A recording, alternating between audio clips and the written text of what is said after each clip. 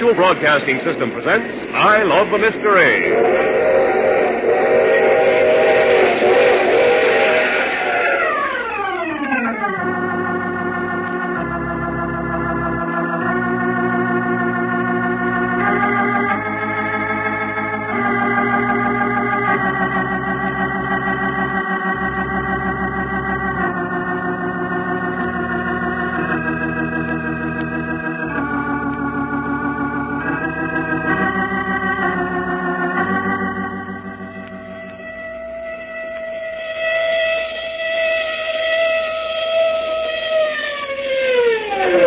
A new Carlton E Moris adventure thriller, The Battle of the Century.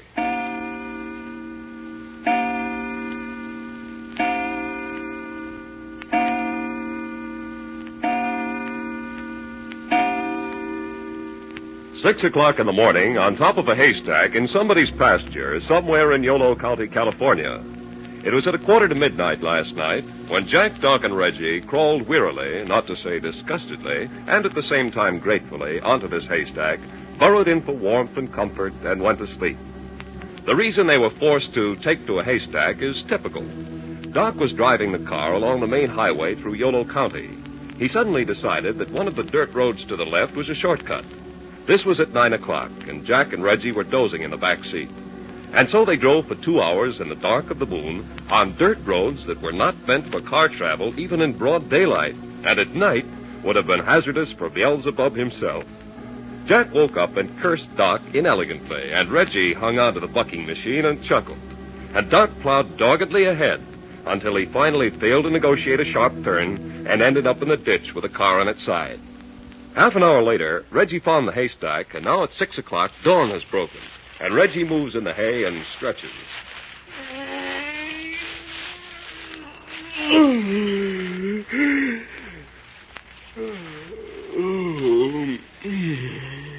Awake, Reggie? No, I say, Jack. Quite. I thought I was the first to open my eyes. No, I've been lying here watching the dawn come. Doc? He must have a clear conscience. Sleeping peacefully. Trouble with him, he hasn't any conscience at all. Getting us into this kind of a mess. Oh, well, we weren't going any place in particular. Oh, you like sleeping in a haystack? Well, I can't say I've really minded. It wasn't so bad at that, was it? Jolly comfortable, on the other hand. All right, but don't let Doc know you like it. Oh, quite. He's definitely in the doghouse. Running the car into a ditch and turning it over, miles from civilization. You make it sound much worse than it really is, don't you think? You think so, huh? Quite, yeah. First place, Doc was traveling slow when we went into the ditch, and we toppled over easy. I mean to say, I don't think anything was broken. Even so, a car on its side in the ditch is pretty poor transportation. Oh, but look here, a team of horses from a nearby farm. Just a moment. Yeah? You say horses from a nearby farm? Yeah. Have you by any chance cast your eyes over the countryside since you opened them? No, not exactly. Lying here on my back, it looks to be a beautiful world. Flat on your back, all you can see is sky. Beautiful sky. Lovely morning. Uh-huh. Well, sit up and take a gander at the surrounding environs and say whether it looks so lovely. Righto. I will. Oh. I say. Well, is the morning still as lovely? Oh, but look here. Miles and miles in every direction and not a bally thing in sight. Yeah. It appears we've got quite a jaunt between us and today's breakfast. But I said the road. Someone's bound to come by sooner or later. That, Reggie, is optimism with very little justification. Why so? Well, there's every evidence that our red-headed Texas friend not only got us lost, but ran us 8 or 10 miles up a private road to turn us over. I say, private road? Well, it certainly isn't a county road. Matter of fact, if you look close, there's spots that look more like a rabbit's run. But even so, 8 or 10 miles of private road. Certainly. Out here, some of these big grain ranches spread for miles and miles without even a fence. Beautiful. What? Yeah. Roll that sleeping Texan over here closer so I can kick him. I say, he's going to suffer enough when he wakes up. He sure is, if I can contrive it. No, I mean when he's discovered there's no food in the immediate vicinity. Oh, I hadn't thought of that. Wake him up. Righto. Doc. I say, Doc. Wake up. Mm-hmm. Come on, Doc. Sun's up. Son? That's what I said. Sun's up. Well, that's his tough luck. Doc. Doc. Wake up. Uh-huh. Pretty soon. Not pretty soon. Now. Okay. Stop shaking, man. I'm awake, ain't I? I don't know, are you? Of course I am. Say something then. Jack, I think this is a task for Hercules. You're not violent. I've shaken him until his teeth chatter. Here, I'll show you how to wake him up. Get hold of his feet. Righto. I've got his arms. Now then, we'll swing him 2 or 3 times and let him go high in the air. When he comes down, he should either be awake or have a broken neck. Oh, but look, aren't we liable to throw him clear off the haystack? If we're lucky, maybe we will. Come on now. Swing him. Righto. All righty. 1, 2, 3. Let him go. Hey, look out!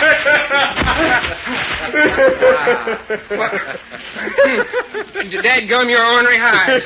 Boy, if you two ain't the top-notch city cats I met yet. Morning, Doc. Morning, my grandma. Don't you know you're liable to bust a feller's neck by flinging him around that way? Yes, we thought of that. You went and done it anyway? Apparently. Well, now I'm a slick-tailed hipponoceros, trying to murder me in my sleep. Nice, cozy couple of partners. Well, at least we accomplished our The purpose. same being. Waking you up. Well, you could have been accomplished just as easy by speaking nice and gentle to me. Well, Doc, now that you're awake, sit up and look around you. I ain't going to do it. Going to lay right here and rest. Oh, I say, listen. You're going to do nothing of the kind. Yes, I am. And Reggie, while I'm resting, you run over to the nearest farmhouse and have them start frying ham and eggs and mixing up a batch of about 20 sour milk hotcakes. Is that all? Well, do all right for a starter. And when the eggs is turning nice and crisp around the edges, give a yell and I'll come a-running. You sure you wouldn't like some orange juice and, say, half a cantaloupe? Yeah, it might be good at that. How about a side order of crisp fried potatoes? Yeah, and maybe some hot biscuits. Well, what you standing there chortling about, Reggie? Get a-going. It's all a big, beautiful dream, Doc. Huh? What you mean? Sit up and take a look around you. Yeah? Well, hey. Well, spank me for a baby. I'd rather kick you for an idiot. You got us into this. But looky, Jack, this is serious. We're marooned. Marooned on a haystack. And not a sour milk hotcake in sight. But it must be 8 or 10 miles to the nearest inhabitants. That's what we figured. But I can't do that, Jack. I can't go without my food like this. Well, you boys know how my stomach is. Doesn't he suffer interestingly, Reggie? Oh, yes, there's a beautiful expression of agony in his eyes. Well, I ain't fooling, fellers. Honest, I ain't. Well, right this minute, I'm so hungry I got cold chills up and down my spine. Those aren't cold chills. They're hayseed and stickers down your back. Well, there's nothing for it, Doc, but to walk to the habitat of the nearest native. Reggie, did you say walk? Looks like it. Unless you can figure some way of making the car carry us while lying prone on its side. Yeah, that's it, the automobile. I'm afraid not, Doc. But looky, we ain't seen her this morning. Maybe if we all get our shoulder under her... You know better than that, Doc. But I can't walk 10 miles. On a full stomach, I can't walk 10 miles. On an empty one, I can't even hardly get off my back. Who was the smart driver who took this shortcut? Yeah, I know. Who was the smart driver who turned us over in a ditch? Okay. And you spilt the milk, so stop crying over it. Oh, it ain't that I'm exactly crying, Jack. I say, just... Jack. Look yonder. What's that? Well, I'll be doggone. Why, Jack, it's little old female girl a-coming up the road. Look here, where did she come from? She wasn't inside a few minutes ago. Oh, I see something else that looks fairly interesting. Why, there ain't nothing more interesting than a pretty little old she-woman. Blamed if I don't think she's come to rescue Well, us. now, what do you expect her to do? Pack you out of here on her back? Well, I wish you'd hurry up and get close enough so's I can see if she's as pretty as I hope she is. I'm still more interested in what I see further in the distance. Distance? Oh, Jack, I say. Dust raising. And the way it's rising, I'd say there was a car coming this way in a hurry. Doggone, a pretty girl and a ride to town all in one breath. Yes, but look here. Shouldn't we get down off this haystack and flag the car? Decidedly. Yes, sir. Let's make that our thought for the day. Get down and flag that automobile. Well, get up, Doc. Get moving. Wait a minute. I just had a better thought. Well, hurry up. What is it? You and Reggie flag the automobile, and I'll flag the girl. Oh, no. All right. Now, you've had your joke. Here, wait a minute. Huh? What's the matter? Get down, Reggie. Out of sight. I say, Jack. Keep down. Now, watch. That girl's seen the dust rising back of her. But what I the say, heck? look at her. She's running for this haystack. Well, what you know? You suppose she's seen me and recognizes me as her dream man? Oh, yeah. And you keep down so she doesn't see you. Well, I don't get it, Jack. I don't either. Apparently she's afraid of that approaching car. Or else she just doesn't want to be seen. Boy, will you look at her run. Why, my cousin Winnie Mae down in Texas couldn't do no better than that. I say, the car's getting closer rapidly. I just caught a glint of the windshield in the sun. Poor little feller. She's still got a ways to come. She'll make it before the car gets close enough to see her. If she can keep it up. Man, I'd sure hate to have to chase that baby. Come on, sugar, keep laying them down. You'll make I it. say, just another 100 yards. Car's still 1.5 miles down the road. Yeah, but it ain't wasting no time. And that ain't no road to make time on, neither. Hey, looky at her. Why, Jack, that little old female girl's a hunter. Jove, look at her face. She's frightened. She'd have to be frightened to run like that. Now, she's going to make it all right. Jove, there she goes out of sight. What do you suppose she'll do? Burrow into the hay and lie quiet if she's smart. Well, Jack, maybe I should ought to slide down off this here haystack and kind of comfort you. You stay right where you are. But look here, Jack. The car will be here in another minute. Now, if we don't get down and flag it, it'll be gone and we'll still be without transportation. Yeah, son, it'll flash right by. Let it flash by. Well, hey, and us have to walk 10 miles to breakfast? Is your breakfast more important than this girl's safety? Yeah, that is a problem. I don't see any problem. Well, I do. Which would you rather do, sacrifice a girl's honor or my stomach? Well, there she is. Going right by. Apparently, they aren't going by after all. No, they've seen our car in the ditch. Can you see how many there are, Rodden? 3. 2 men in the front seat and 1 in the back. Getting out to examine our automobile. Jove, look at the size of those 2 young chaps getting out of the front seat. Real honest-to-goodness farmer boys. Reggie, how'd you like to tangle with one of them? Right. I hope I don't have to. That man in the back seat, he's much older. Yeah. He seems doggone curious about our automobile. Why shouldn't there be? Car in the ditch way out here? I say, they're looking over here. Yeah. Well, I was afraid of that. Yeah. You mean they'll be coming over here? They're bound to. And if they do, they're almost sure to find the girl. Well, son, we can't have that. But is there anything we can do? Yeah. Let's slide down off the stack and go to meet them. And if they're still curious about the haystack after that? We're in good health. What's to keep us from stopping them? Son, I was hoping you'd say them words. Come on, Reggie. Let's go see if we can't get ourselves a little fist fighting. 6 o'clock in the morning, on top of a haystack in somebody's pasture somewhere in Yolo County, California. Last night, while Reggie and Jack slept in the rear seat of the car, Doc tried for a shortcut, ran the car onto a private road some 10 miles from civilization, and turned it over in a ditch. The trio, making the best of it, found a haystack and turned in for the night. Shortly after dawn, they awakened and lay discussing means of getting breakfast and help when a girl on foot approached up the road. Suddenly, she saw the dust of an automobile behind her, and in a panic, she ran to the haystack and burrowed in, unaware of the trio up above. The approaching car was on the point of speeding past when the driver saw the boys' car in the ditch and pulled up. After examining it, their attention was turned to the haystack some 100 yards distant. Jack, realizing if the 3 in the car came to the haystack, they'd find the girl, decided that he and Doc and Reggie should descend from the stack and go to meet the occupants of the car. All right, Reggie, slide off the haystack. Well, I say, right out in plain view of those 3 chappies over yonder? Well, why not? Righto. Take it easy, son. That's 20 feet down to the ground. Well, the sides aren't too steep. I can slide all the way down. Yeah, but you're going to slide fast. Well, here goes. Never mind that. Never mind that. Boy, he shot down that haystack like a toboggan sled. Doc. Huh? Those men have seen us. Get down, quick. Yeah, here we go.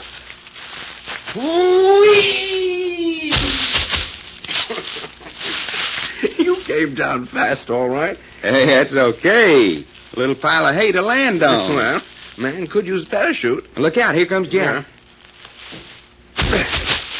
Well, that was quick. Talk about shooting the chutes. Reminds me of the time me and my female cousin Winnie Mae slid off a roof on the farm. Mm-hmm. Only it was splinters that time. Well, what do we do now? Well, those three men looked to me slightly on the antagonistic side. Yeah, just standing over yonder staring at us. Do we go over? That's what we came down for. Come on. Yeah. Those two younger chaps. Get on the brawny side, huh? Yeah, built like a couple of bull rippotamus. Like what? Ain't you never heard of a rippotamus? I assure you, I never have. Yeah, kind of a second cousin on his mother's side to a hipponoceros. I see. Now, when we get over to him, Doc, don't start getting humorous. Okay. Only you know how I am when I think of something funny. Well, try not to think of anything funny. Them's orders? Definite orders. That's all I want to know. Well, the nearer we approach, the more those two look alike. Probably Siamese twins or No, something. I say not Siamese. No? Well, they do look a little bit more like Scandinavians, don't they? Well, they're Nordic, all right. Blonde, fair, thick bull necks. Not too intelligent looking, I'd say. Yeah, fine a pair of identical morons as I've come across yet. Old chappie looks like a pretty fair sort of citizen, though, huh? Well, that's enough comment. They quite definitely don't like our looks. Well, that goes double. Doc, behave yourself. Hey there, you men. You talking to us? Who else? How are you? Good thing you came along. Don't say. Ask him if he's got a fried egg about him. Doc, I told you to cut the comedy. Okay. I suppose you men know you're trespassing. Unintentionally, I assure you. So you say. Well, if you can think of any reason why we'd maroon ourselves out here in this wasteland on purpose, I'll put in with you. That haystack yonder is private property. Sleeping in it do any damage? Tain't allowed. Now, look. What would you have done if you'd run your car into a ditch at midnight? I ain't got no car. Looks to me like you have. That's the boss's car. Well, that's beside the point. Besides, what was you doing out here at midnight anyhow? We took the wrong road and got lost. And if you want to do us a favor, you can hitch a tow rope onto our car and pull us right side up and out of that ditch. This ain't much of a place for doing favors. Well, now that's an ornery thing to say. Doc. Well, if you want to know what I think, Nobody does. So you won't give us a hand, huh? I don't know. Ain't made up my mind yet. Well, when you do, will you let us know? I might. Might not. Well, while you're trying to decide, would you mind telling me something about your bodyguard? Oh, bodyguard? Yeah, these two hunks of men. Don't they never say nothing? Oh, them's Big Swede and Little Swede. Look here. Big Swede and Little Swede, huh? Well, how do you tell which is Little Swede? Little Swede can't talk no English. Big Swede talks some English. And that's the only way you can tell them apart. That's the only way I can tell them apart. Well, doggone. You say something to him, and the one what looks intelligent's Big Swede. Well, I wouldn't say exactly intelligent. Yeah. Hello, son. Nope. That must be Little Swede. Hello, Big Swede. Glad to meet you. Hey, what's the matter? Nothing happened there either. All right, that's enough, Doc. Well, I'm plumb curious. We'll save it. If you don't mind, I'd like to introduce ourselves. Go right ahead. Oh. Well, I'm Jack Packard. Jack Packard, huh? Yes, do you mind? It's a good name as any, I suppose. Thanks. This is Reggie York. Now, that's a silly name, ain't it? I say, old boy. Never mind, Reggie. And this red-headed Texan is Doc Long. Is, huh? Well, ain't you going to say glad to meet us? Nope. Why, you lop-eared cow. Stop it, Doc. Would you mind saying who you are? I'm Jasper. Jasper, huh? Is that all? Ain't it enough? Why not? Well, have you made up your mind about pulling us out of the ditch? Don't push me. Oh. Hey, Sorry. but looky here, fella. We ain't had no breakfast yet this morning. Well, I was reading in a book where people eat too much anyway.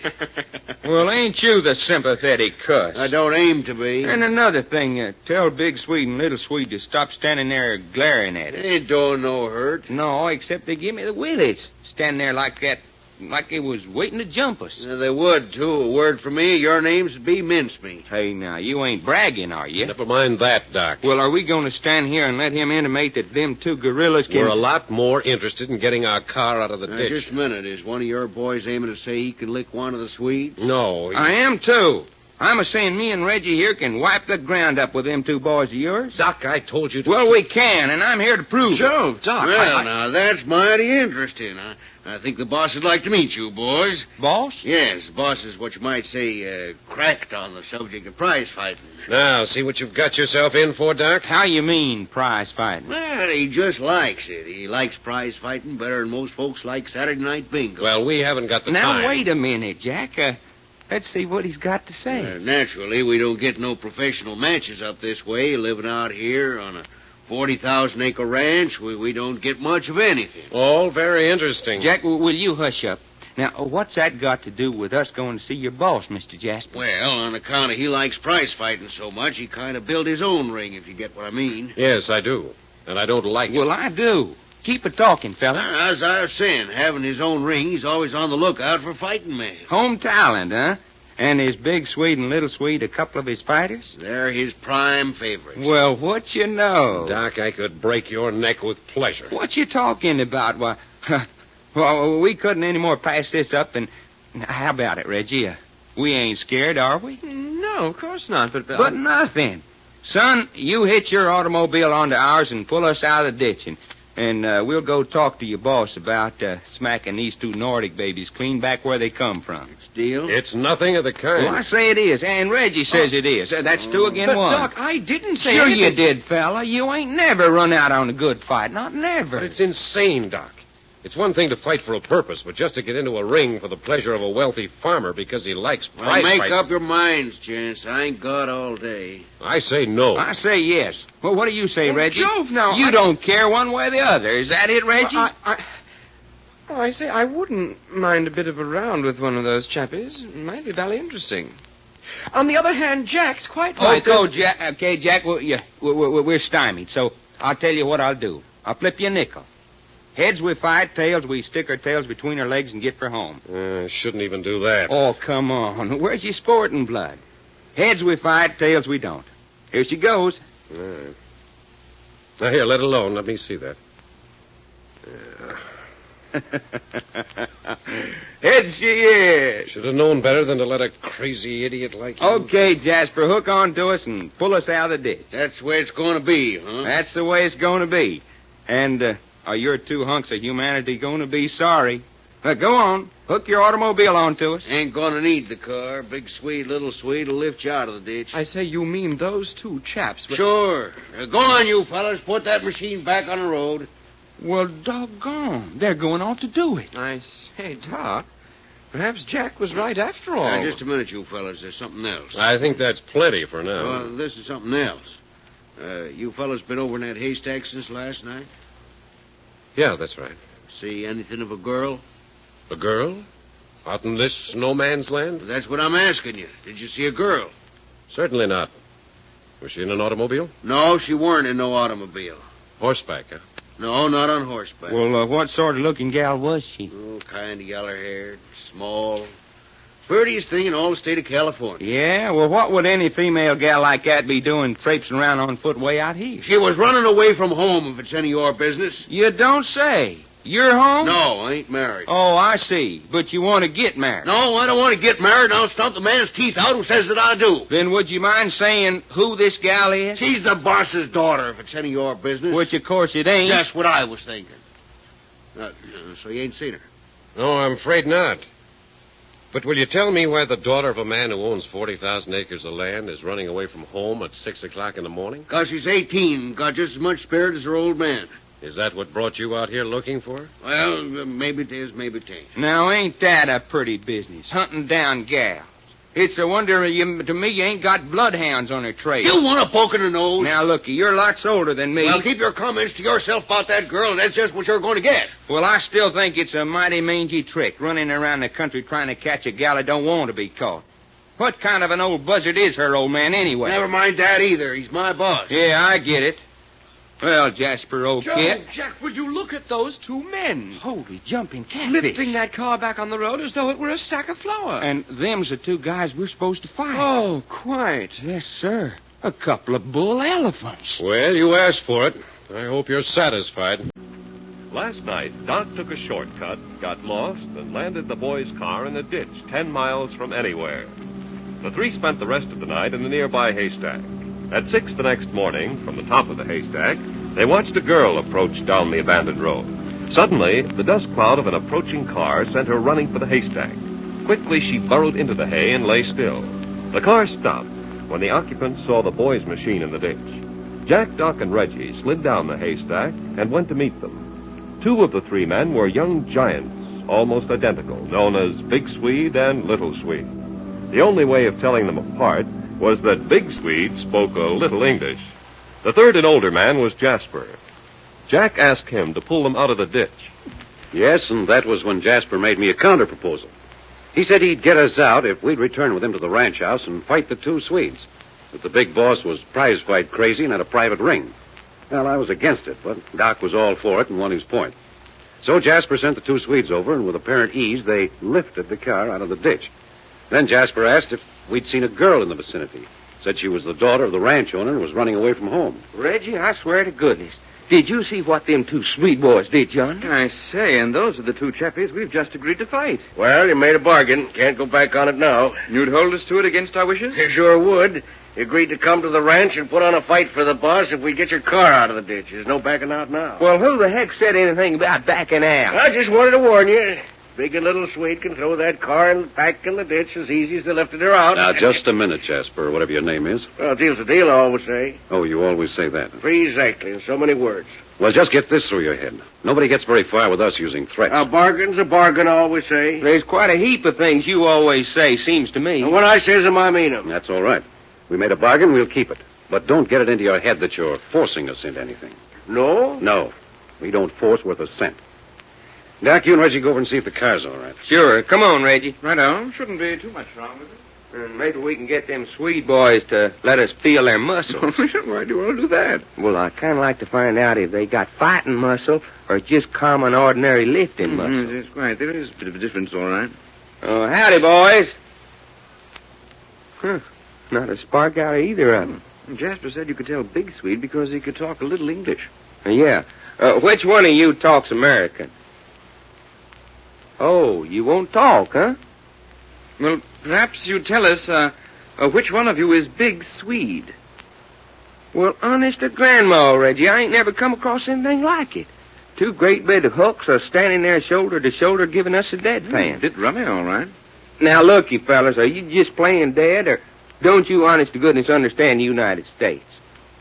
It's no use, Doc. Not a flicker from either. Reminds me of the time my cousin Winnie Mae got her jaws glued together chewing beeswax. Mm-hmm. Her papa had to knock out one of her front teeth with the butt of his six-shooter so they could feed her. Joe, it's a bit primitive, what? Oh, Winnie Mae didn't mind. No? She used that empty tooth to spit through.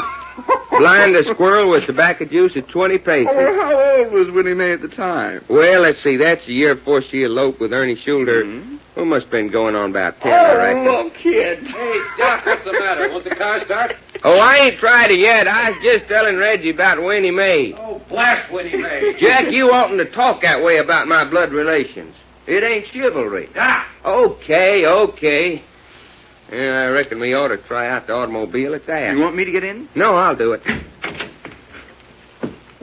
Yeah, feels the same to sit in. Oh, did you think it wouldn't? Hi, up front there.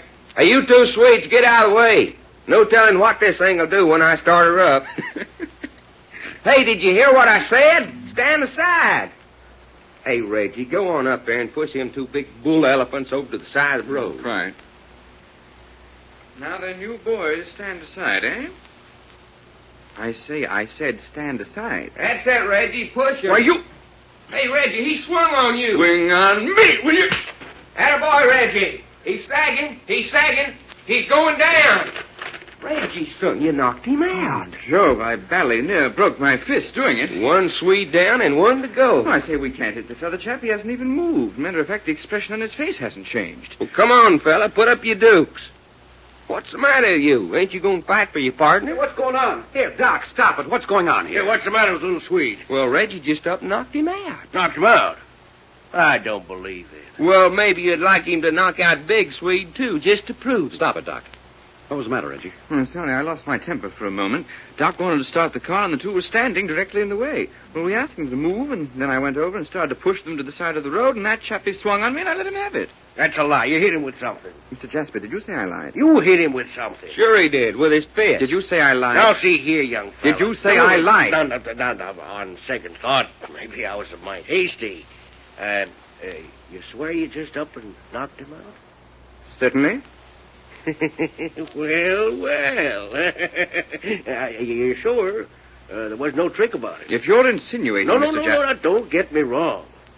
In fact, it's the best thing that's happened. Well, come on, boys. What are we waiting for? Let's get back to the home ranch. Big Swede, pick up Little Swede there and toss him in the back of my car. Just a minute. I don't know whether our machine will go or not. Well, hurry up and find out. If it won't go, I'll tow you in. Just one thing, though, boys. Can you keep this a secret? What do you mean? Do you mind not saying anything at the home ranch about knocking out Little Swede? Why should we? Sure, that's the stuff. Spoil the big fight for the boss if he knew beforehand one of his men had been knocked out by one of you. The big fight. Sure, in the ring at the ranch. Y'all promise not to say anything. All right. That's talking. Now I'll go get my car and bring it up alongside. Whoa, what's it all about, Jack? I don't know. He certainly got awful friendly after he saw what Reggie could do. I say, I'm getting rather keen to see what the home ranch and the boss is like. Have you both forgotten that girl over in the haystack? Hey, that's right. Well, now listen. I want a chance to talk to her. It's apparent that Jasper and the two Swedes were chasing her. What I want to do is get rid of them. Yeah, so's we can have a nice, cozy chat with the little lady. Not we. What you mean, not we? You and Reggie are going back to the ranch house with Jasper and the two Swedes. Hey, now, Jack. Will you listen, Doc? You haven't got much time. If you two are with him, he won't be worried about me not following. That'll give me the chance I want. Right. Well, we'll go with him. Well, yeah, but I'm the ladies' man in this outfit. Now, here he comes. Now, do as I say. Let me do the talking. What's the matter? Won't you start? Self-starter was stuck. I think I got it fixed now. I'll try it. Yeah. Seems to be all right. Hey, how about Reggie and Doc riding back with you? Sure. It's a good idea. Lots of room. Right on. Come on, Doc. Okay, but I ain't happy about it, I can tell you. If you lose me, take the road to the right about 3 miles down. Take you right up to the ranch house. Thanks. I may have to take it a little easy.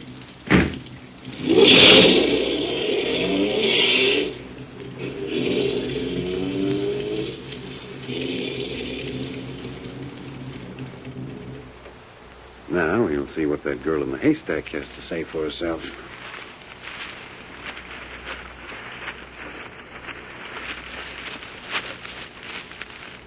All right. Safe to come out. Hey, wherever you are, come on out. Apparently, she doesn't believe me. Oh, no use trying to hide anymore. You're not at all well covered up. That's a very pretty silk stocking sticking out of the hay. Oh, Doc! Well, hello. You couldn't either see my leg sticking out of the hay. I know. That was one way to find you. Well, that's cheating. You should be ashamed. Oh, I am. You know, sitting up in the hay that way, you look like my picture of Aphrodite emerging from the ocean spray. A few more clothes on, I hope. Yes, but she was no better looking. Say, who are you, anyhow? I'm Jack Packard. Who are you? You don't know who I am? No. I thought everybody in this part of the country knew me. I'm not from this part of the country. I'm Jacqueline Ross. How do you do, Jack? How do you do, Mr. Packard? You know, you're a very nice young person to be running away from home and hiding in a haystack. I thought you didn't know anything about me.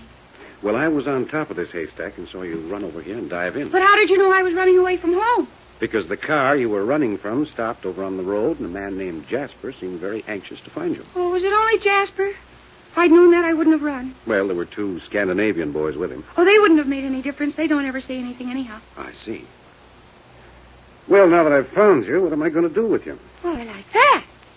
Who do you think you are, anyhow? It looks like I've suddenly become your guardian angel. Oh, no, you haven't. Oh, yes, I have. Are you being funny? No. Well, I'm not going back to my father, and that's that. Why? Because I'm going to choose the man I marry no matter what anybody says. Good, good. That'll be our thought for the day. Marry anyone we choose in spite of anybody. You agree to that? I do. How old are you? 18? So your father wants you to marry one man and you want to marry another. Yes. Isn't there anything that would make him see it your way? Yes, but it's silly. What's silly? Well, he's crazy about prize fights. He's so crazy about prize fights. You know what he named me? His own daughter? You said your name was Jacqueline. Well, that isn't what he named me. He named me Jack Dempsey Ross. What? Yes, he did. Because Jack Dempsey is his favorite champion. That's just how crazy he is about prize fighting. But what's that to do with you marrying whom you want? Well, the only way I can marry Duke is if Duke can get a fighter that can whip Big Swede and Little Swede. Would you say that again? I know it sounds crazy, but that's my father.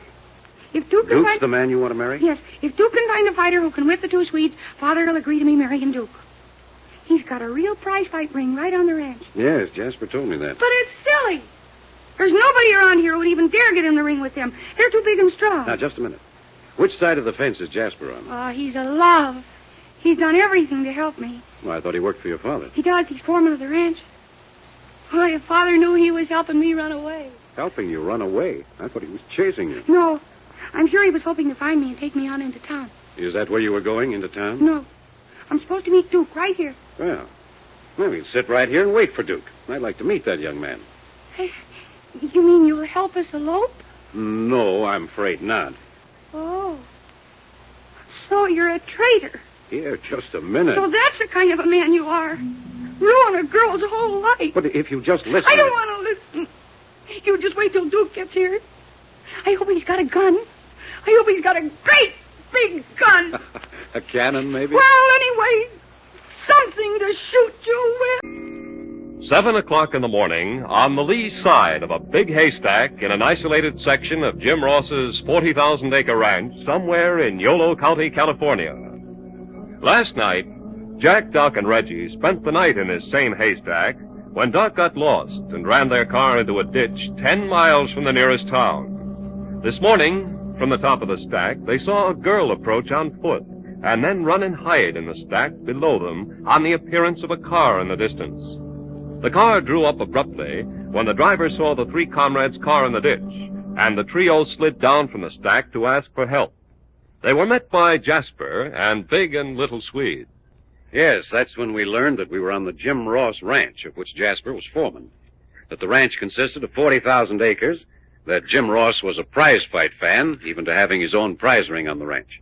That the two Scandinavian boys, Big and Little Swede, were the big boss's favorite fighters. And it would be well worth anyone's time if he could whip these two young giants. Against my judgment, Doc accepted the challenge, and Reggie sided in with him. Yeah, and was Jasper tickled.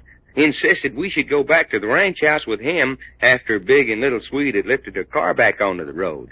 Jack took our car and sent me and Reggie on ahead with Jasper and the Swedes. As soon as they were out of sight, I went back to the haystack and found the hiding girl. She turned out to be Jacqueline, Jack Dempsey Ross, 20-year-old daughter of the big boss, running away from home to elope with a man she loved. A man named Duke.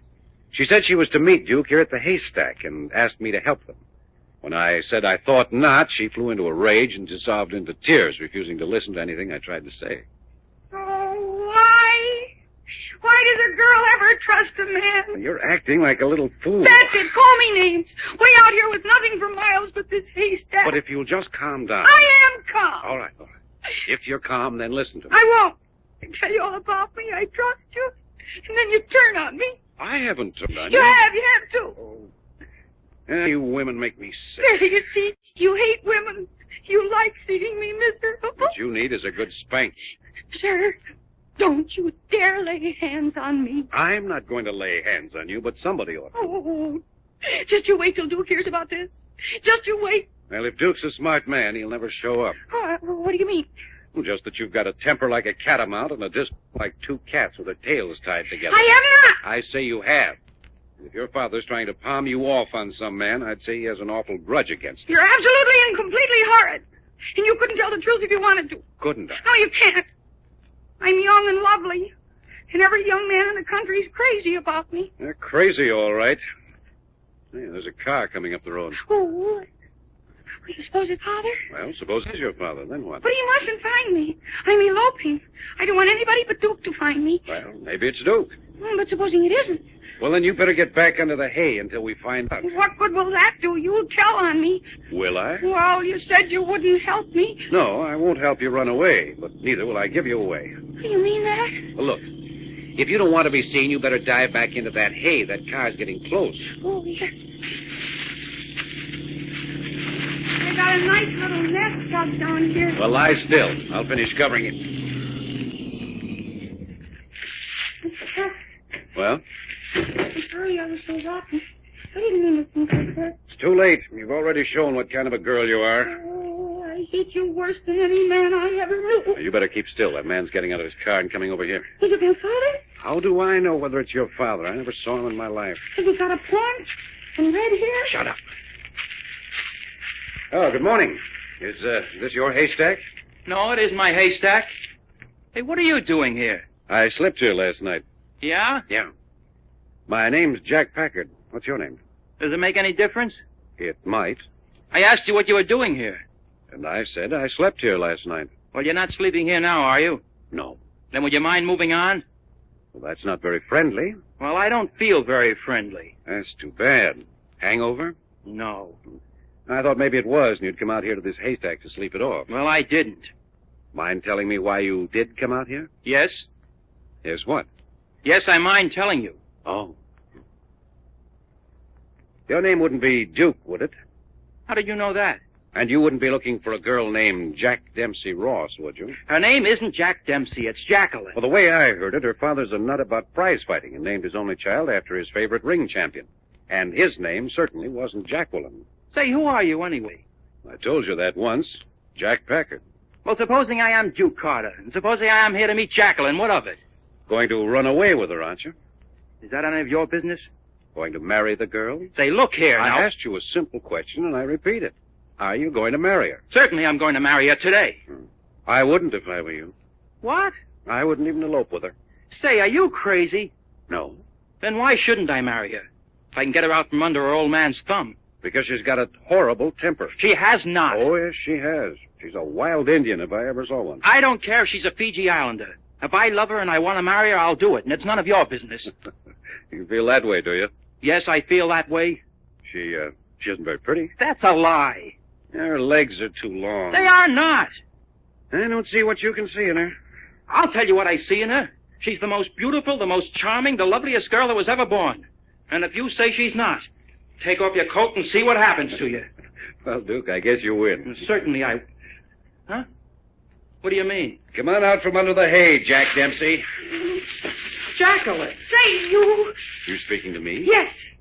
Stop calling me Jack Dempsey. But you told me I yourself. don't care what I told you. You stop calling me Jack Dempsey. And another thing. I'm listening. You're everything I ever said about you for saying all those things to Duke. What difference did it make? They didn't even faze him. He's in love. Jacqueline, has this man been annoying you? He certainly has. All right, you. Take off your coat. What for? I'm going to give you the worst licking you ever had. Well, listen to the boy. You heard what I said. Well, it's pretty hot for a fight, even this early in the morning. Besides, I haven't had breakfast yet. I said to I take... heard what you said. I like a good fight myself at the right time and place, but this isn't it. Let's sit down and talk. Oh, come on, Duke. Let him alone. We got to get started. Sit down. Oh. Hey, you pushed that girl. You sit down, too. Why, you... That's better. Now then, listen to me. I like you two. You like us? That's what I said. Well, you sure have a great way of showing it. Now then, listen to me. You two are making the mistake of your lives running away to get married like this. Well, that's our business. Well, I'm making it mine. You run away, and Jack Dempsey here will be disinherited by old man Ross. I told you not to come. Isn't that the truth? Yes. To look at you, Duke, I'd say you weren't any too well off. Well, I've got a little ranch. Sure, but it'd be a lot better if you both stood in well with the girl's father, wouldn't it? But I told you.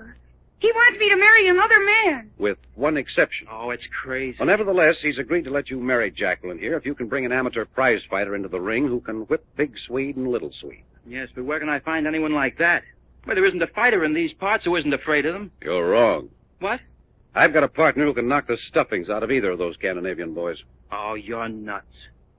Don't tell me I'm nuts, son. Why not? Because I don't like it. All right. If you've got a man who can do what you say, where is he? He and my other sidekick have already gone back to the ranch house with the foreman of your father's ranch. Jasper? Yes. But if Father gets hold of him first. I mean, before Duke. I thought you said Jasper was on your side. He is. Well, Jasper seemed awfully pleased about something. I don't think he's going to let your father get hold of Reggie before he's had a talk with you and Duke. Reggie? That's the boy who can whale the tar out of the Swedes. How do you know he can do it? Because he already knocked out one of them this morning.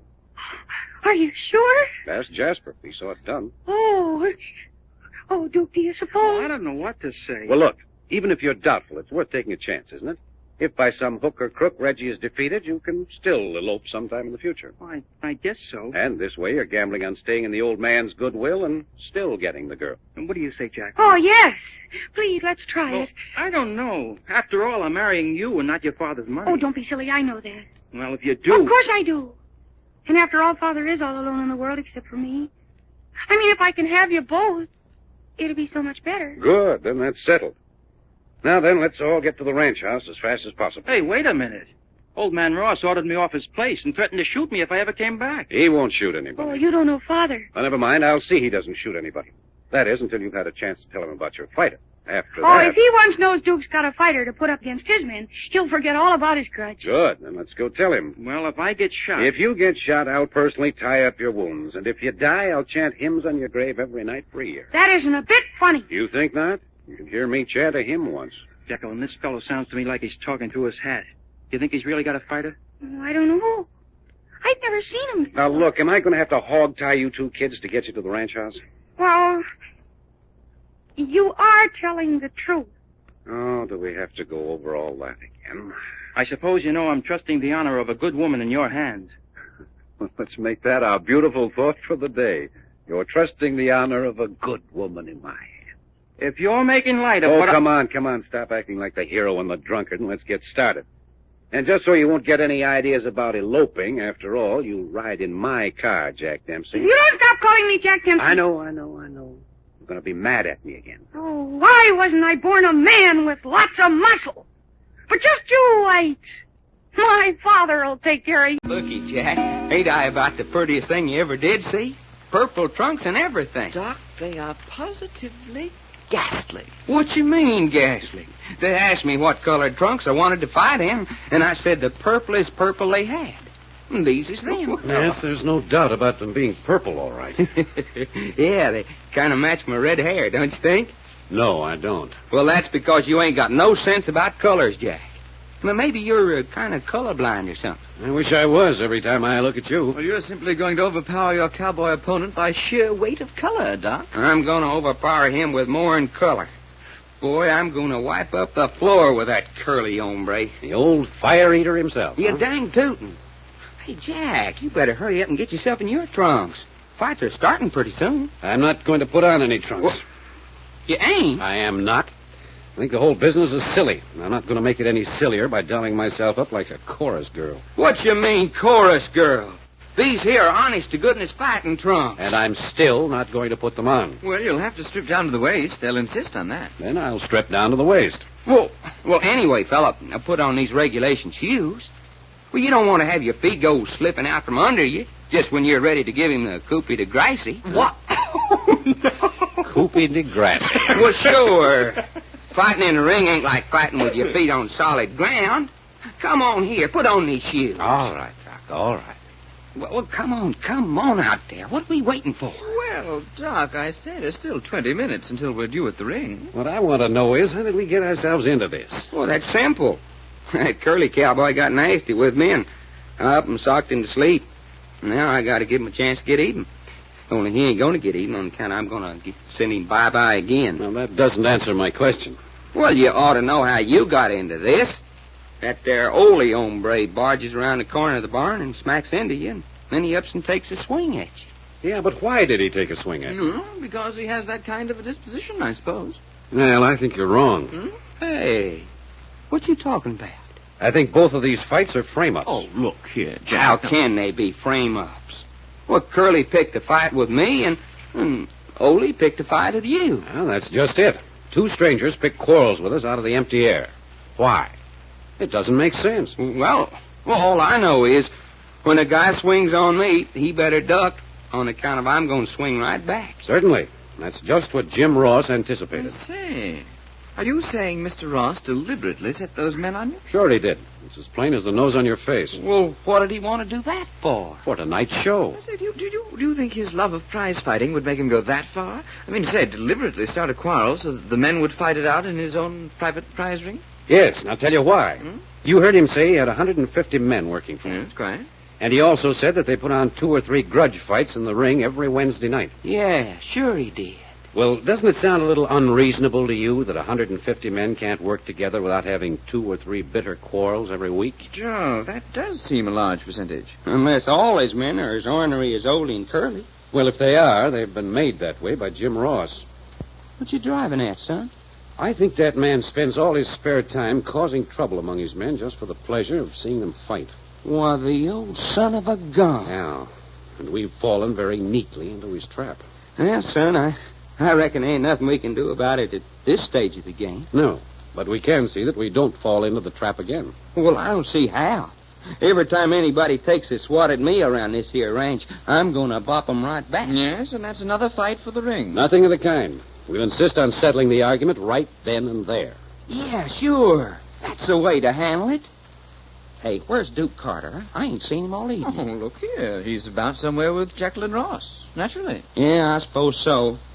Lucky stiff.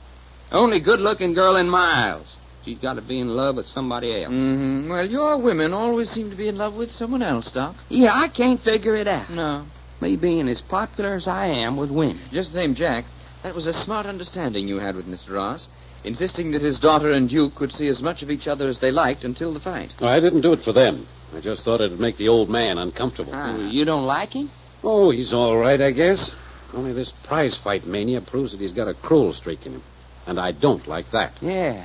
I never thought about that. You know, I say, there's one thing I don't care about. Well, what's that, Ray? This business of 2 weeks of training. He's already talking about coming over here and watching me train. What does he expect me to do? Put on a show for him? Well, professionals always go through a lot of monkey business. Gym stuff, sparring partners, road work, stuff like that. But I say I don't need it, and I won't have it. And you don't have to do it either. Oh, look here, if Ross expects it of me, well... Oh, tell him to jump in the lake. Oh, by the way, Doc, I've got an idea. Let's see what you think of it. Well, shoot, son. How'd you like to go into the ring double tonight? Double? Yeah, we go in together. The old back-to-back stuff. Hey, I think you got something, fella. Yeah, it works in the open. I don't see why it wouldn't work in a prize ring. Oh, boy, could we make Ole and Curly look silly. It's spectacular and probably give the crowd some excitement. Yeah, but look here, do you suppose Ole and Curly would go for it? Well, they will if Jim Ross tells them to. Then all we got to do is sell the big boss on the idea. Yeah, and I can do that. He'll go for anything that's new and exciting. I say, shall I go round up Jasper and have him take care of it? Yeah, if you will, Reggie. Hey, you suppose that's our call? Well, I'll go have a look. Well, tell him I'm ripping and raring to go. I say, Mr. Ross. Miss Jacqueline? Are the boys decent? Can we come in? Yes, certainly. Come right in. We thought you two would be down at the ring. No, there's lots of time for that. Hello, Mr. Packard. Well, what's this? Oh! Doc, what in the world are you wearing? Hello, sugar. How you like my purple trunk? You're terrible. You must be colorblind, too. Oh, howdy, Mr. Ross. Well, you boys ready for the fight? Sure we're ready. And we'll give you some fighting that is fighting. But we don't like it. You don't like it? No, we don't like And it. I don't blame you either. I think my father is a mean, underhanded old man. Jack Dempsey? Oh, I do. And Duke agrees with me. Framing Mr. Packard and Doc. Young woman, who's running this shebang? I don't care who's running it. You got Mr. Packard and Doc into this on purpose, and it's a mean trick. And Duke agrees with me. Will you stop bringing that young whippersnapper into the conversation? Duke is not a young whippersnapper. Well, he is a young whippersnapper. He always was a whippersnapper, and he always will be a Dad, whippersnapper. you're just saying that to infuriate me. And you'll keep bringing his name into the conversation to infuriate Duke me. is the sweetest man in the whole world. Yes, he's probably the poorest man in the whole world. He's not. Well, he won't be forever. He's got ambition. That's right. He's got ambitions to inherit my money. He has not. I say he has. I say he has. Hey. You two, wait a minute here. Doggone. Did you ever hear two people go on like that? Well, what's a man to do with a daughter like Jack Dempsey? I ask you. Yes, and I ask you, what can a girl do with a father like Jim Ross? We're not interested in your family quarrel. Well, you should be. Honest to goodness, honey, do you and your papa go hammering tongs like this all the time? No, Dad can be as sweet as pie when he wants to. Trouble is, he never wants to. Well, I tell you one thing. If my cousin Winnie Mae ever talked up to her papa like that, well, he'd have busted a rail fence over her and flung her off a cliff long ago. You never said a truer word. She's spoiled rotten. I don't care. I don't care about anything except marrying Duke Carter. Well, you'll never marry him. I will, too. Just as soon as Reggie wipes up the ground with Big Sweet, I'm going to marry Duke at the biggest wedding this county's ever seen, and you're going to pay for it. When Reggie wipes up the floor with the Big Sweet. Yes, and he can do it, too. I say he can't do no such thing. I say he can. Well, I say he can't. Hey, will you two wait a minute? Reggie can lick Big Sweet any day in the week. Jacqueline, will you shut up? Oh, I don't care. He can, too. Well, I agree with you, but I've got something more important to say right now. What's more important than my marrying Duke? Listen, Jack Dempsey. And don't call me Jack Dempsey. Well, I am calling you Jack Dempsey. If you don't keep still, I'm going to turn you over my knee and whale the living daylights out of you right here in front of your father. That's the way to talk to a Packard. That's it. One girl against 4 men. Honest to goodness, honey, you do talk awful loud and long for such a little piece of girl. Will you all shut up and listen? All right. Now, look here, Ross. The fight starts in about 10 minutes. That's right. All the boys are gathered down at the ring, and Jasper's refereeing. Well, I don't care about that. I'm interested in what Jacqueline said about you framing us into these Oh, she don't know what she's talking about. I do, too. Be still. Yes, sir. I think she does know what she's talking about.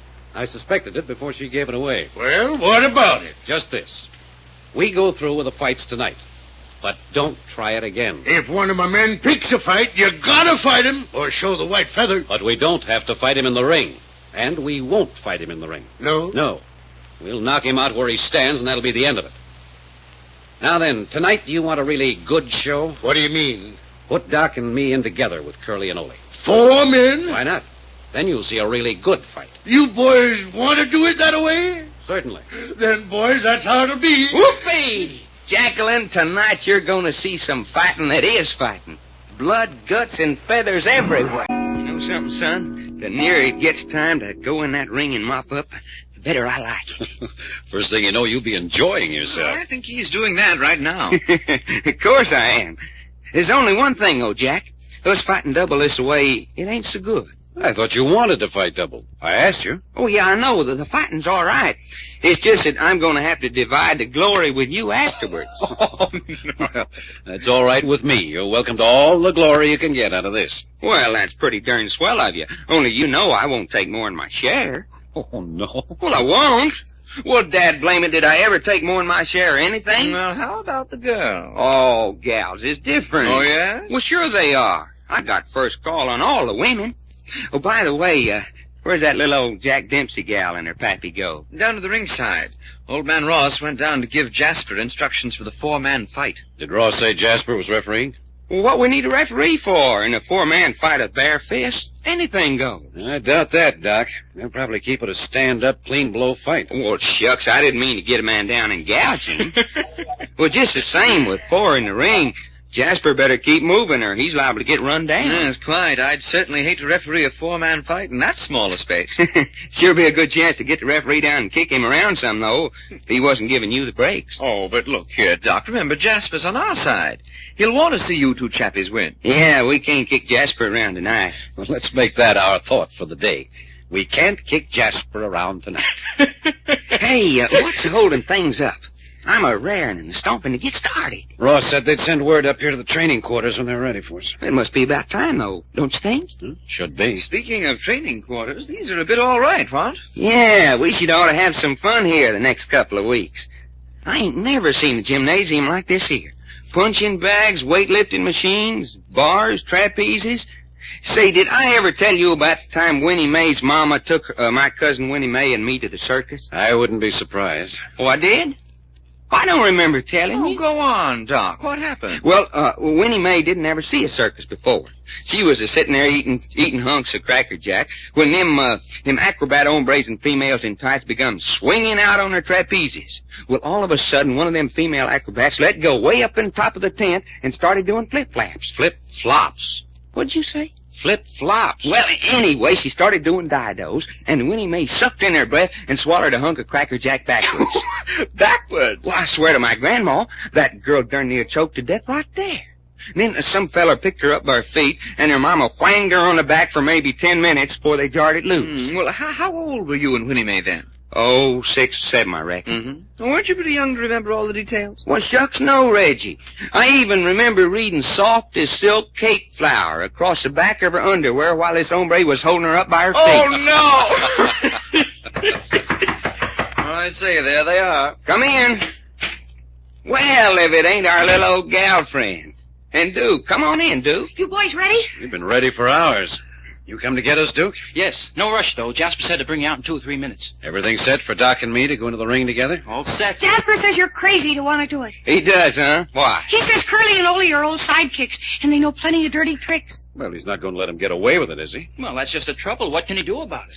Well, he's refereeing, isn't he? Well, sure, but with 4 men in the ring, he's not going to be able to see everything. Well, shucks, what do we care, Jack? We can be just as dirty as they can. In other words, anything goes, huh? Well, that's what it amounts to. Does the crowd love it? The crowd's pulling for Curly and Ole, I reckon. Well, sure, that's natural. Duke and I'll be sitting in your corner with Reggie. Now you're talking. With a pretty little old gal like you a pulling first, we can't lose. Isn't Doc cute, Duke?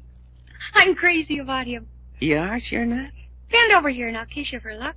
Yeah, wait a minute. Now, don't be a darn hog, Duke. Be a good guy and turn your back. I will not. Don't pay any attention to Duke. He's just jealous. There. Good? Good. Lady, I feel like I've been kicked by a mule. Ooh-wee! Am I dizzy? Jack, son, you should ought to get you some of that. It's potent. Nothing doing. Jacqueline's my girl, and she's not passing out any more kisses. You're right, son. If I had a girl with that much dynamite in her lips, I'd put up a fight, too. Gee! Am I really that good? I ain't kidding, sugar. Your name should be Jack Dempsey, 'cause you sure carry a wallop. Well, just because she did it once, don't think she's ever going to do it again. All right, son, all right. Now, don't get all head up. I ain't gonna steal your girl. I say, shouldn't we be getting out to the ring? Oh, sure, it's time. Come on. Okay. Well, Jack fella, here we go, boy. You're still dizzy from that kiss.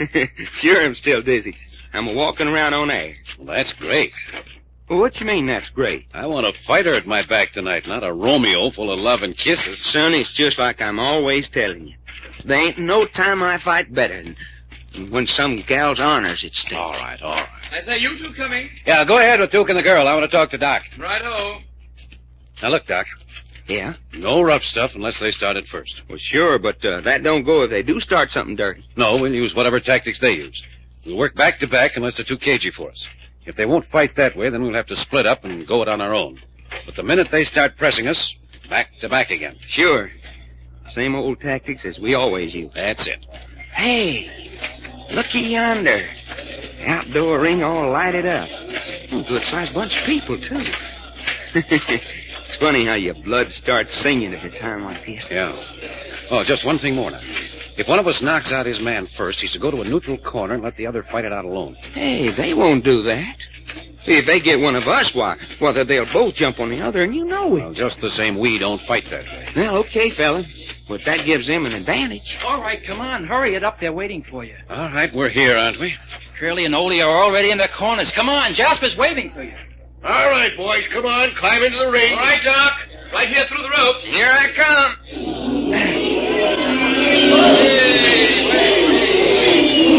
You next, Jack. Attaboy, Doc! Attaboy, Jim! Show him how to fight! You boys all ready? Let her go any time, Jasper. Well, let me warn you, I'll do the best I can, but I can't watch everything, and Curly and Ole are bound to get in some fouls. Oh, shucks, don't worry about that. We'll give them as good as they send. Well, that's fair enough. All right, then, I'm going to introduce you. Yeah, let her go. All right. Ladies and gents, tonight we got something new and prize fighting for you.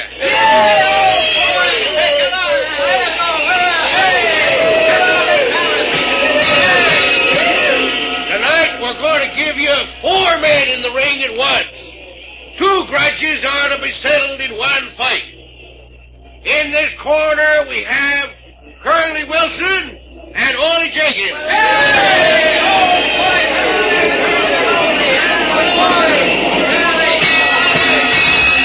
And in this corner we have Jack Packard and Doc Long.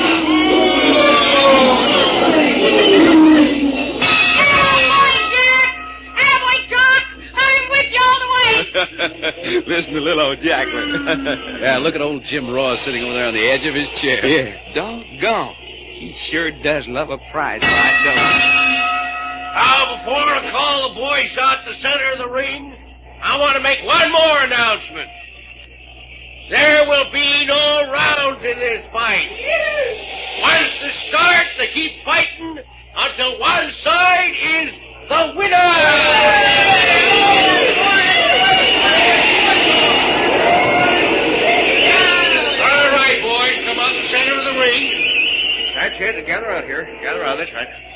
Now then, this is going to be a hard fight to referee. I want you all to keep it clean. That's all. Now go back to your corners. When the bell rings, come on, fight. You bet you. Come on, Doc. Doggone fella. This is all right. Look out. Here comes the bell. Let me at him. Back to back, Doc. Back to back.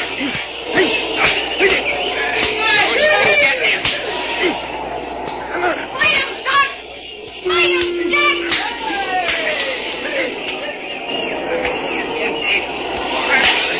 What's the strategy, Doc? What's the team plan?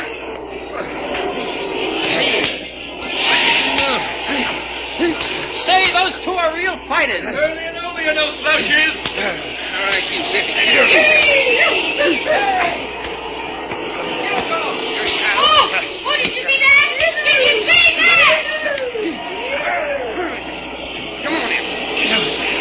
Let's bring him. Look at that! Look at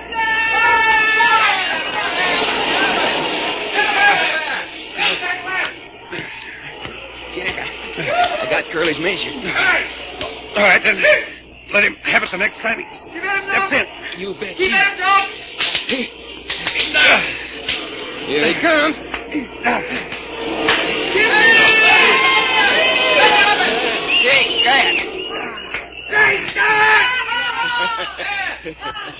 He's down, Jack. He's down. Get my neutral corner.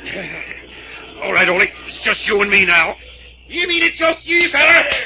What are you waiting for? Come and get it. You swatch. Come on, Jack! Look out!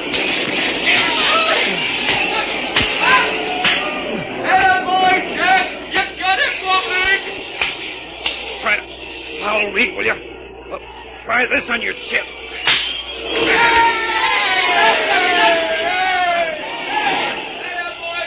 He's down, Jack. He's down. Get over to the neutral corner, Jack. Doggone fella, we did it. We did it. Come on, let's go in. Jacqueline, we can't do that. That's their bunk room. I know it. Come on. But there's men asleep in there. Of course there are. That's what I want to find out. How anybody can be asleep at 7 o'clock in the morning. Everyone isn't up raring around the country at the break of day the way you are. Well, stay out here if you want to. I'm going in. But it isn't decent. An 18-year-old girl. And besides, you're engaged to me. So what? Well, so you can't go in there. Oh, I can't I? Well, listen to me, Duke Carter. My father's tried to tell me I couldn't do things all my life, and look what it's got him. Yeah. Say, maybe your old man's got a lot of sympathy coming to him after all. When I want to do something, Say, what did you say? I just said you can't walk into a man's bedroom. That isn't what it sounded like to me. No? No. And I'd like to know why I can't. These training quarters belong to my father, don't they? Sure, but Jacqueline, a man's bedroom is sacred. How'd you like to have some man walk into your bedroom while you're sleeping? What I don't know wouldn't hurt me. Well, that's a nice thing to say. All right, you stand here and argue while I go in alone. It's unfair, indecent, and nothing a nice girl would do. Well, you just stand there and feel bad while I'm gone. No, sir. If you go in, I'll go in. Suit yourself. If they wake up, they'll throw us out in our ears and kick us down the steps, and I won't blame Now, them. don't talk so loud and they won't wake up. Oh, look. This must be Mr. Packard. Sleeping with his head under his pillow. I don't know how you can tell. With those are his clothes over the foot of the bunk. Hey, do all men sleep with their heads under their pillows? No. Packard must be part ostrich. What keeps him from smothering? Maybe he is smothering for all I know. You think we should lift up the pillow and see? No. Oh, all right. I don't think I'd like to marry a man who sleeps with his head under his pillow. You don't sleep with your head under your pillow, do you? Well, certainly not. Well, let's see what else we can find. Oh, this is Doc. Goodness, doesn't he have red hair? If he should open his eyes right now. Look at the expression on his face. He looks like a satyr. Probably dreaming about women. Yeah, he's sure crazy about girls, all right. You know, he kind of appeals to me. Oh, he does. Mm-hmm. You know, it fascinates me. Well, you keep away from him. He's known women all over the world. Uh-huh. That's what I mean. When he looks at me, I can see him thinking about every woman he's ever known. You like that? Oh, I don't know. But I would like to ask him how I stack up alongside all those other girls he's known. The quicker that guy gets out of here, the better I'm going to like him. Oh, look. Duke, look at his left eye. It's all black and blue. What'd you expect? He had a fight last night. Oh, but I didn't know he got a black eye. Well, anyhow, I'm glad he and Mr. Packard won. Oh, so am I. We've got your father worried. Uh-huh. And is he in a temper this morning? He's crazy to see what Reggie can do now. Yes, Jasper said he told him if Jack and Doc can fight the way they did last night, and Reggie's even better, well, that Englishman may give Big Sweet trouble. I'll think he's going to give him trouble. Let's go over and have a look at Reggie. Oh, hello, champion. Hey, don't talk to him. You might wake him up. Duke, he looks like a baby. Pretty good-sized baby. No. Sleeping on his back with his arms up over his head. His face so relaxed and innocent. No. He's not much older than we are. 23 or 4, I think Doc said. Do you really think he's got a chance against Big Swede? Well, Jack and Doc think so. I sure hope they know what they're talking about. Hey, look out. He's stirring in his sleep. Wouldn't he be surprised to open his eyes and see us looking down at him? Come on, let's get out of here. Our luck won't last forever. Okay. I know. Let's go out and get Belshazzar to wake him up. What you want to wake them up for? Because they've slept long enough. Besides, I want to talk to them. Go on out and I'll close the door. No. Leave the door open. What for? Never mind. Just leave the door open. Hey, Belshazzar! Yes, Miss Jackie, I'm coming right up. Look, Jacqueline, why not let them sleep? No, they've slept long enough. Morning, Miss Jackie. You want me, lady ma'am? Look, Belshazzar. Didn't my father send you down here to cook for Mr. Packard, Mr. Long, and Dr. York? Yeah, you sure did, Miss Jackie. You sure done just that. Well, then why aren't you doing it? Why, for goodness, Miss Jackie, how I gonna cook for them when they're sleeping the way they is? Well, you've got a dinner gong, haven't you? Wake 'em up. No, I swear to goodness I done rung that gong until my arms wore right down to a nubbin. And it didn't faze them? No, ma'am. Didn't even make 'em turn over. They was the sleepiest young gentlemen I ever did come across. Well, try it again. Yes, ma'am. Ain't no use, Well, though. give it to 'em good and loud this time. I sure will, ma'am. Come and get it! What's happening inside, Duke? Nothing. That didn't wake 'em up? Not a move out of any of them. Belshazzar, Yes, ma'am. you take that dinner gong into that bunk room and ring it until you get some action. Huh? Right into the bunk room? Yes, walk up and down beside their beds and make it loud. Oh, yes, ma'am. And don't come out till they're awake. No, ma'am, I won't. Push the door open wider so we can watch what happens. Well, I'm not responsible for this, and I'm going to tell them. Come and get it! Come and get it! Come and get it! Hey, old chap! Hey! My dear friend, do you have to do that?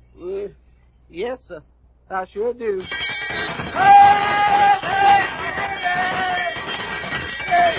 Hey, Reggie, I think we've been invaded. Yes, quite. Oh, by a big, husky Negro person. Hey, you. You talking to me, sir? Yeah, I'm talking to you. Well, what's your name?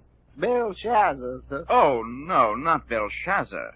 Yes, sir, sure is. Well, what's the idea of coming in here pounding on that thing? The orders, sir. Orders? Whose orders? Well, Miss Jackie, sir, she done told me to come in here and ring this here dinner gong until you was all awake. Oh, dear. Hey, Jack, did you hear that? Hey, Jack, ain't you awake? Apparently not. Hey, Belshazzar, Yes, sir. go on over there by Jack's bed and do that again. Well, this gentleman? Yeah, only he ain't no gentleman. Give it to him good. Come and get it!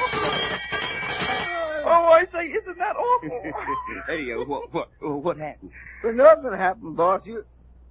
You don't suppose this gentleman's dead, do you? No, he ain't dead. Well, he done got a pillow over his head. Well, take the pillow off and do it again. Yes, sir.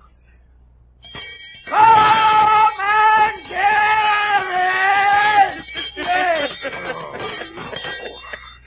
Hey, Reggie, turn off that alarm clock. Well, this ain't no alarm clock, sir. Oh, what is it then? Well, this here, sir, is a dinner gong. What? A dinner gong. It don't even work like no alarm clock. Oh. Well, no, sir, it works like this here. Hey, stop that. Hey, you awake, sir? Say, who are you anyway? I'm Belshazzar, sir. You sure you're not Beelzebub? Oh, no, sir, I'm Belshazzar. Well, what are you doing here? What do you want? I'm your cook, sir. Hey, how you want your eggs? The sun is side up or with the eyes closed? Hey, you fellas awake? He wants to know are we awake. Of course we're awake. Look, Beelzebub. Yeah, Belshazzar, sir. No, all right, Belshazzar. You may be our cook, but you keep that infernal machine out of our bedroom after this. Do you understand? Well, them was orders, sir. Yeah, that little old she-daughter of old man Ross sent him in here. What? Jack Dempsey? You stop calling me Jack Dempsey. So you're at the bottom of this, huh? Yes, I am. It's silly for grown men to sleep after 7 o'clock. Hey, you mean that's all the time it is? 7 o'clock? Certainly. Now get up and take your showers and then come and have breakfast. Say, Jack, what we got ourselves into Hey, anyway? what do you think you are out there? I'm Jacqueline Ross. My father owns this place. You're everything I ever said you were. I don't remember what you said. You're homely, and your legs are too long, and you got a bad temper. And Duke's crazy if he marries you. Why, you great big... Stand up and... And what? Well, Duke Carter is standing right out here beside me. And the minute you get out of that bed, I'm going to have him take you apart. Hey, Duke, you out there? Yes, but I didn't have anything to do with this. I was against it all the time. There you are. That's the kind of a man I'm going to marry. You mean you stood by and let that girl do this to us? But what's a fella gonna do? I told her not to, but she went right ahead and did it anyway. A fine married life you're gonna have. You stop saying that. First thing he knows, he won't want to marry me. Well, I wouldn't marry you if you're the only woman in the world. Neither would I. I swear to my grandma you're worse than Winnie Mae ever was. I say, Duke, are you sure you don't want me to lose my fight with Big Swede? I don't care what you guys say. I'm gonna marry Jacqueline no matter what you think. Boy, now there's a man that's a real hero. I swear to my grandma, somebody ought to pin a medal on him. My father's starting any dirty work around here. I won't wait for the fight. I'll marry Duke Carter right now. You'll do nothing of the kind. I will, too. Quiet. Don't you tell me to be quiet. Quiet! Yes, sir. If your father starts any underhanded stuff, we can be just as underhanded as he can. Sure, honey, don't you worry none. We're used to fighting city cats. I say, here they come. Boy, will you look at it. Jacqueline, do you know these men? No, where do they come from? They don't work on the ranch? No, I've never seen them in my life before. Uh-huh. And they're a couple of ringers your father's imported. Well, that shows you. That proves he's not playing fair. Well, never mind that. Let's see what they have to say. Well, come on over. What are you standing there for? Oh, so you want us to come over? That's what I said, wasn't it? So we come over. What about it? What's your name? Benny, take it or leave it. This here's Mud. Mud what? Mud Puddle, probably. Oh, wise guy, huh? Oh, I've been around some. Say, you two, where did you come from? Hey, Mud, a skirt. That's great. I asked you where you came from. You don't belong on this ranch. A skirt with venom. With what? With venom. You don't know what venom is? Where's your education?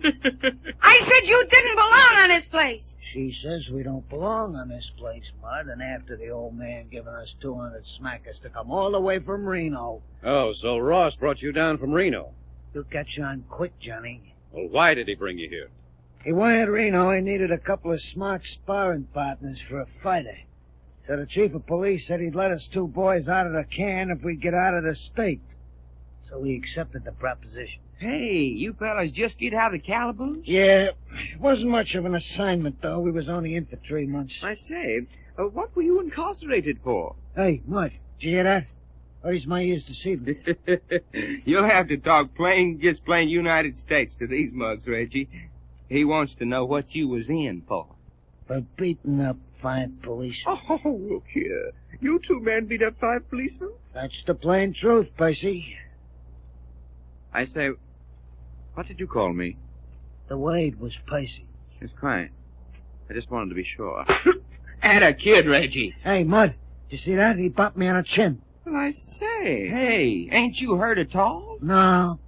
And it is mighty fortunate for him I ain't, 'cause when I am hurt, I am a dangerous brute. You're a brute, all right. Joe, did you see that, Jack? And I really hit him, too. Yes. This looks like something new in fighting, men. Is Mud as good as taking it as you are? How about it, Mud? Don't ask Mud to talk. It hurts him. Yeah? Well, what's the matter? His esophagus later than I got. You mean he can't talk? Oh, he could whisper. I've been telling him for years, can't he, to get him sooner or later. Boy, if this ain't a pair I never seen in it. So you've come down to be Reggie's sparring partners. Who's this here Reggie? I am. You mean Mud or me come all the way down from Reno on account of that person? Now, see here, Benny. I'm getting pretty sick of your implications. You know, boys, he talks like his mouth was full of syrup. Sweet, I call it. Yes, well, you heard me, and the next time I hit you, it won't be for fun. The next time you hit me, chum, I'm going to tear a leg off you and shove it down your throat. Well, if you're going to be Reggie's sparring partner, go into the other room and get into a pair of trunks. Yeah, it's a waste of time, but that's what we come for. Come on, Mud, let's go peel. Mr. Packard, are you going to put Reggie up against that man? That's the only way we'll find out what he's got. What do you care what he's got? The only man Reggie's supposed to fight is Big Sweet.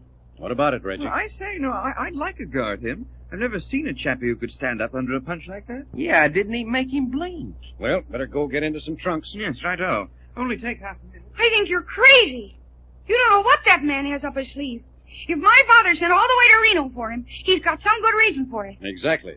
And I want to know what that reason is. Well, I think it's dangerous. Well, why you so sure about that, Sugar? Because I know my father. Honey, you sure enough ain't giving your papa much credit for fair and square shooting. Square shooting. My father? Oh, how do you suppose he got $1 million and a 40,000-acre ranch? Not by giving his opponents the breaks. Then you really think that your father would stoop to putting Reggie out of the fight if he had any doubts at all about Big Sweet winning? I know he would. More important to father to win this fight than you realize. You mean on account he don't want you to marry Duke Carter so much? Oh, what does he care about me marrying Duke Carter? Well, he sure sounds like he cared a heap when you mention Duke's name. Well, he doesn't. Not really. He's against me about Duke just like he's against me in everything I want to do. Not because he cares, but because he enjoys it when we're yelling at each other. Well, will you listen at that? Jack, I'm beginning to get the idea that Jackie's pappy is just a plain old he-sicky-cat. Do you like him, huh? Of course I like him. He's the only father I got. Besides, it's nice having somebody around you can get things out of. You can get things out of your old man? Sure, I can yell louder and longer than he can. Man, oh man, what a life you two must lead up yonder in that big house. It reminds me of the time that my cousin Winnie Mae... Never mind Winnie Mae just now, Doc. What you mean, never mind Winnie Mae? I just never mind Winnie Mae. But I don't like you saying never mind Winnie Mae. Winnie Mae is my blood cousin on my mama's side, and it ain't chivalrous for anybody to go saying never mind my blood cousin on my mama's side. Doc. Well, dadgummit, Jack. Will you shut up? Your mouth runs like a leaky faucet when you get started. But, son, when I got something to say... You haven't. You just forgot to turn off your mouth. Well, that ain't a pretty thing to say. We've got way off the subject. Reggie and Benny will be back here in a minute. And don't forget Mud. No, I'm not forgetting Mud. Now to get back to what we were talking about. Jacqueline, you said your marriage wasn't the important thing in this fight. Then why does your father want Big Sweet to win so badly? Because right now he's got the reputation of owning the two best amateur fighters in the country. Big Sweet and Little Sweet. And if Reggie whips Big Sweet, his best fighter, then everybody will laugh at him. And my father'd rather sell me across the border than be laughed at. I think your old man's crazy. Well, he's certainly crazy on the subject of fighting. And I'm warning you, don't let Reggie go up against this Benny person. There's a trick in it. Look here now, Miss Ross. Hey, Reggie, did you hear what Jackie just said? It's quite. I think she's making too badly much of it. I don't see how he can hurt you much with nothing but his bare hands. I'm jolly well certain he can't. Well, what about this Mud person? Oh, he ain't gonna be doing nothing but standing quiet on the sideline. You don't know that. Yes, I do. On account of I'm gonna be standing right alongside of him to see he don't. And I'll be standing by to jump in and stop any dirty work that might be dangerous. Hold it. Here they come. Go. Will you look at the build on that Benny hombre? I say. I've got it. Benny's no fighter, he's a wrestler. Yeah? That's it. A dirty wrestler. So that's their game. Well, what do you mean, Jack? Catch you off guard, wrench your back, break your arm before you realize what he's up to. Why, the double-crossing Wait a minute. old... Hold it. You all ready to go, Benny? I didn't come out here to spar with my shadow. Well, come here a minute. Say, you're always telling me to come here. How about you coming to me sometime? Never mind that. You're a wrestler, aren't you? A wrestler? Me? Yes, you. Now, ain't that a funny thing to say? Don't try to kid me. You're no more a fighter than Lady Godiva. Well, you don't see me riding no horse, do you? Are you going to stand up and fight, or are you going to use a flying tackle and try to butt him to death with your head? I'll fight my way, and he could fight his way. Yeah, that's what I thought. It's going to be rough and tumble, Reggie. You want it? I say, I haven't had a good rough and tumble bout since I took on Captain Jenkins aboard the Lady Mary. Oh, golly, I wish you wouldn't. You touch... Hey! You chuck me under the chin, will you? Oh, bay, out of your fight, Jack You Dempsey. great big lug! Yeah, I ain't never seen no skate with such venom. Cute stuff. I told you to keep your hands off me! I say, old fellow, don't touch that girl again. Well, if it ain't Percy himself. Oh, boy, Reg, what a sock. But I say, it didn't faze him. Well, anyway, you made him shake his head. Look out, Reggie. Get out in the center of the ring. I said the next time you bopped me, I was gonna tear off your leg. Well, come and tear it off, then. Look out, Reggie. He's going to dive. Right. Oh! Good work, Reggie! Missed you miles! Let on his face in the splendor. Come on! Stop squatting there, you! Get up and fight! Hey, look out! Look out! Hey, they're down. Get on top, Reggie. Get on top. Get your finger out of my eye. Oh, said so. Now you'll keep it out of my eye. Roll over, Reggie! Roll over! Yeah, she says to roll over. Right. Righto. Come on, boy. Come on there, son. You're doing it! You're doing it, Reggie! Get on your feet, Reggie. Get on your feet. Now get up. You bet you. And try this. He's down! He's down! He's up again. You want some more? Look he's down again. Get up on your feet. Yeah, certainly. You ain't hurting me none. Oh, is that so? That's it, Reggie! Keep doing it! Here. That's enough of this. Whatever you say, Jack. Well, Benny, what do you think of Reggie now? Hey, that kid's all right. Too bad he ain't got no power behind his blows. What you mean he ain't got no power? He sure knocked you for a mess of loops. Well, me, I ain't got no use for a mug that can't beat my ears off, see?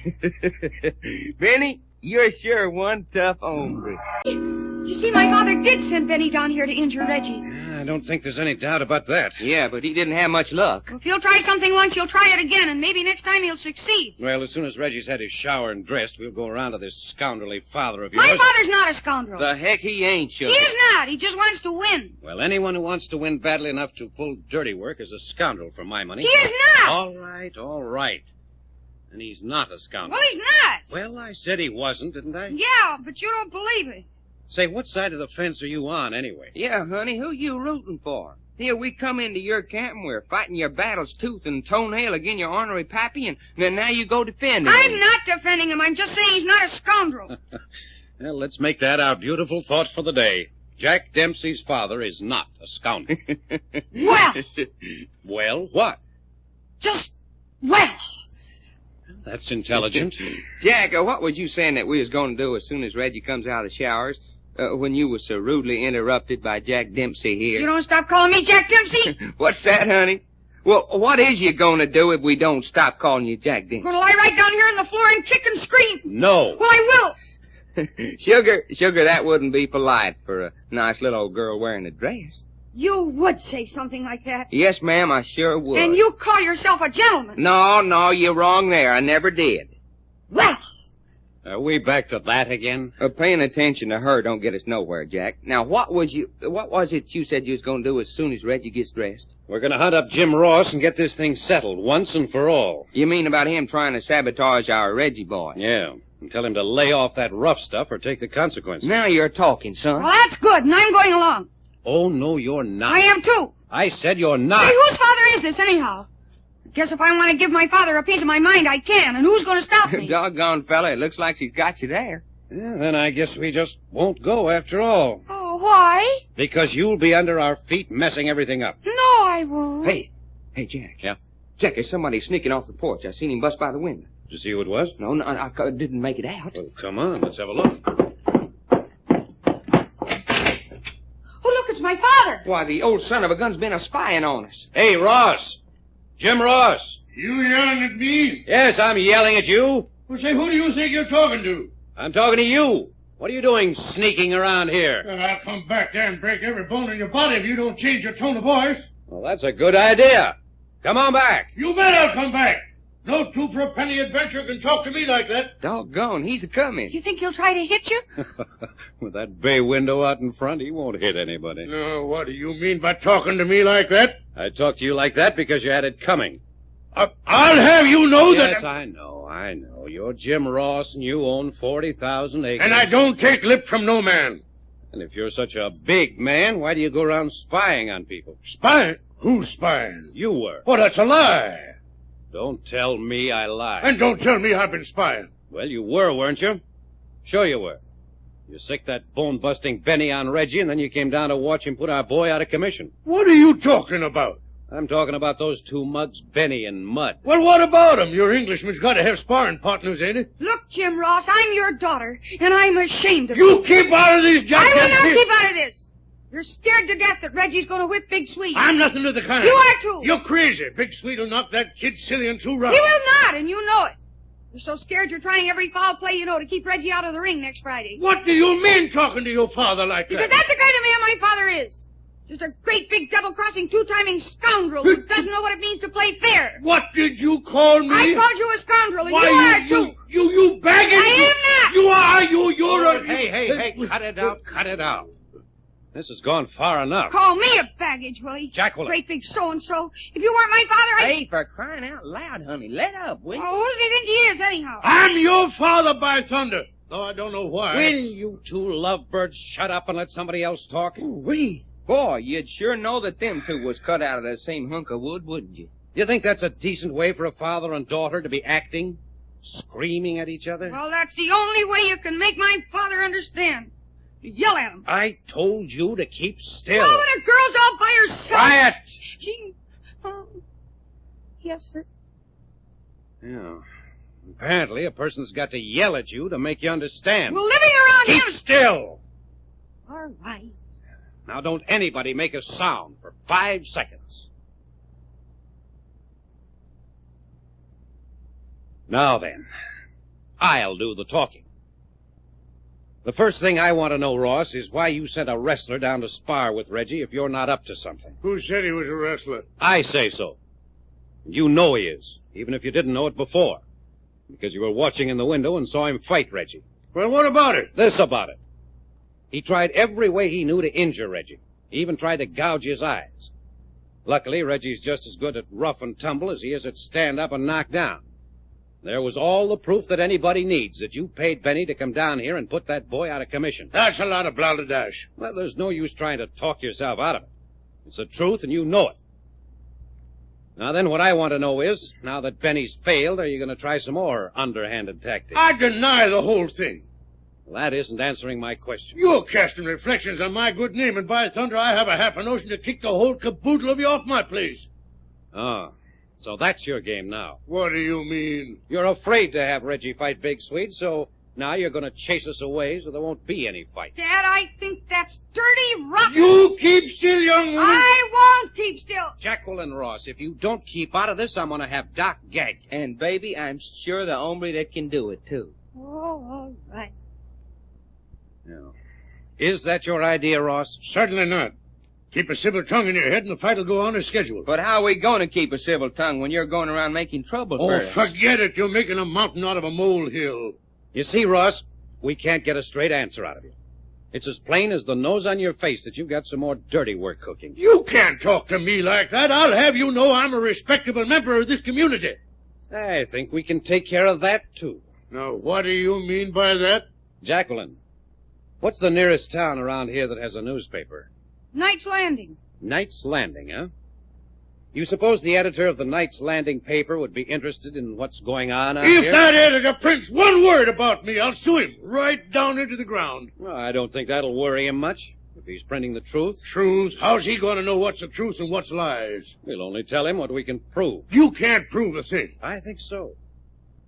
How do you think you'd stand in the community if I were to take Jacqueline and Duke Carter into this Knight's Landing editor and have them tell him how you're jeopardizing their future happiness on the outcome of a prize fight? Yes, and we will, too, if Mr. Packard wants us to. You'll do nothing of the kind. We will, unless you give us some assurance that you'll go through with the fight without any dirty work. Get off my place. Clear out of here, all of you. All right. All right, that suits us. Doc, go hunt up Duke Carter and then start packing up our things. Get out the car. But you can't do that. We can do it, and we're going to. Now get yourself ready to go into Knight's Landing. Knight's Landing? What does she want to go to Knight's Landing for? Yeah, what do I want to go to Knight's Landing for? So you and Duke can tell your story to the editor, of course. They'll do nothing of the kind. Oh, yes, they will. And the story they tell will have the whole state of California in arms against you. The righteous indignation against you in Yolo County will be so thick you can cut it with a knife. What are you standing there for, Doc? Go find Duke. You bet you, fella. Yeah, no, wait a minute. No. Wait, nothing. You've ordered us off your ranch. I didn't do nothing of the kind. And you're not going to move 1 foot off this place. Well, will you make up your mind? You heard me. None of you step a foot off this ranch until after the fight next Friday night.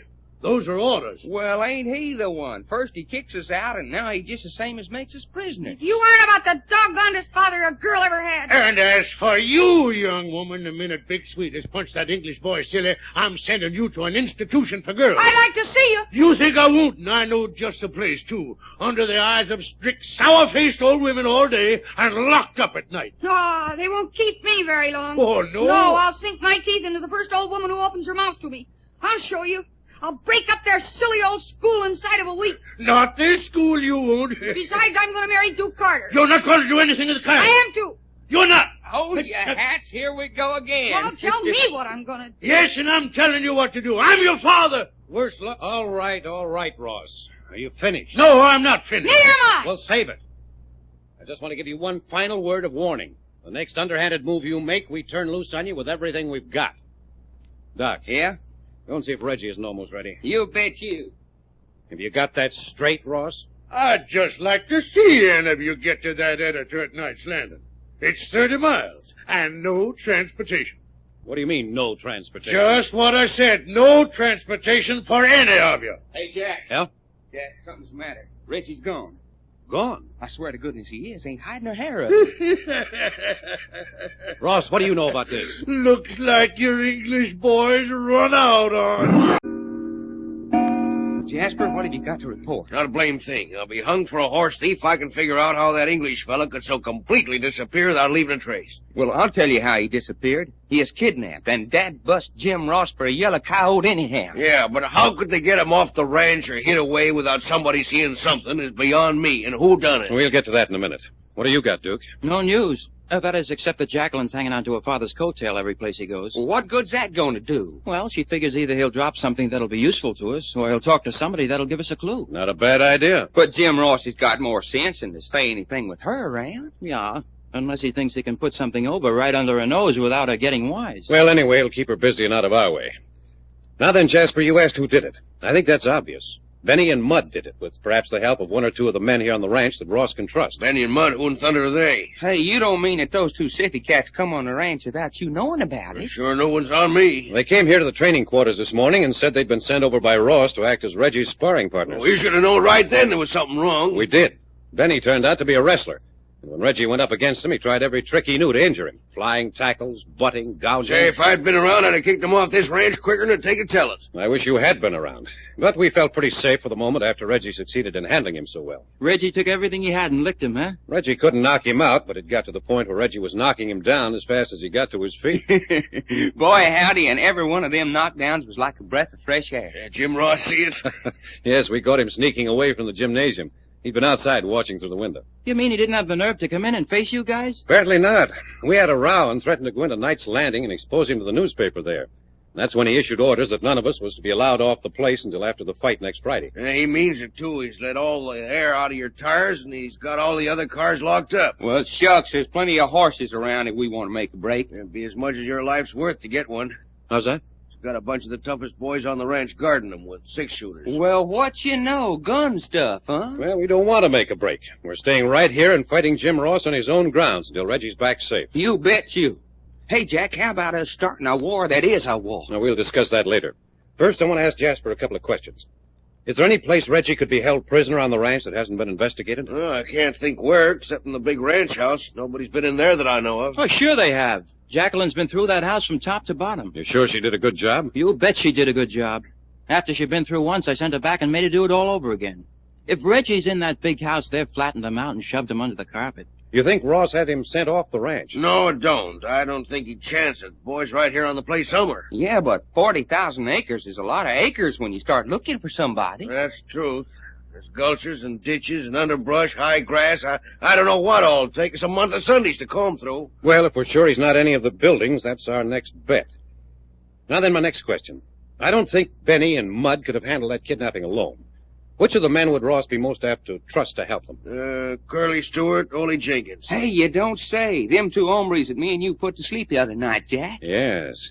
Have you seen them around since Reggie disappeared? Sure, just usual. Notice them acting any different? No, can't say I did.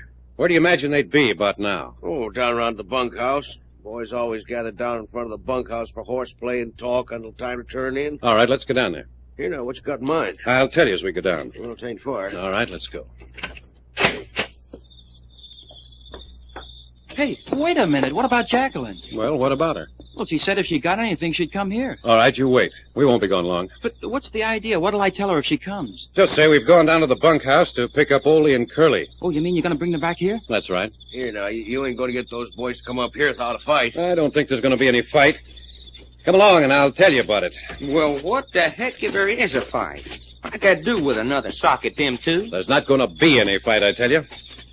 There's a group of oak trees 100 feet or so from the bunkhouse, isn't there, Jasper? That's right, on this side. Okay. When we get down there, Doc and I'll wait in the shadow of them while you go on down. Yeah, and then what? Well, your job will be to hunt up Curly and Ole and tell them you want to talk to them. Bring them over under the trees.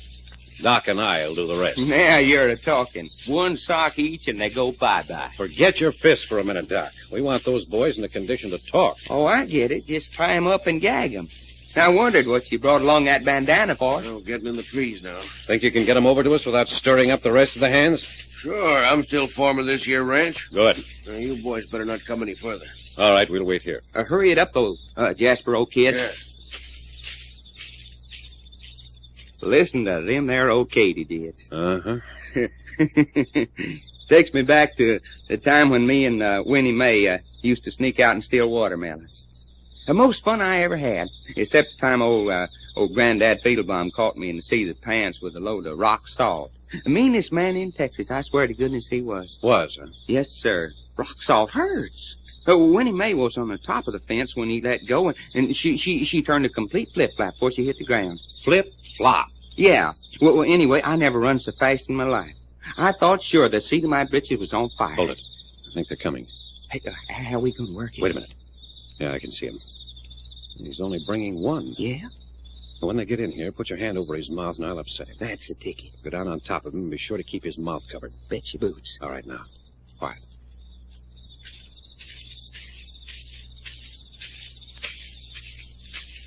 Now then. Got him. All right, he can't get up. Slip the gag in, Jack. Here it comes. Uh-huh. There she is. Now, take his belt here and tie up his hands. Come on now. Put your hands behind you. There. That's it. There. All right. Let him up, Doc. Yeah, that's one of them.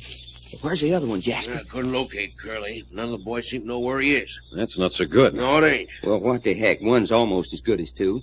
Why don't we take Sweet up and work on him for a while? Might as well, I guess. Well, you go ahead. I'm going to have a look around for Curly. All right, you do that. We'll hold Sweet until you get back. All right. And careful you don't run into anybody on your way back. We'll watch out for that. I'll see you later, then. All right, sweet old kid. Step along. Keep hold of him, Doc, so he can't break away. You better not try to break away. You hear what I say, fella? Better keep to the left. There's more shadow. Yeah, over this way. Shucks, Jack. This is easier than shooting fish. Well, I hope it'll be as easy getting information out of him. Oh, sure it will. Why, Swede here will open up like the Grand Canyon when we start working on it. Won't you, Swede? Now, he shook his head, but he's just fooling. All right. Between here and the door, it's moonlight. We'll just have to chance it. Keep on walking. Fast. Yeah. Step on it, son.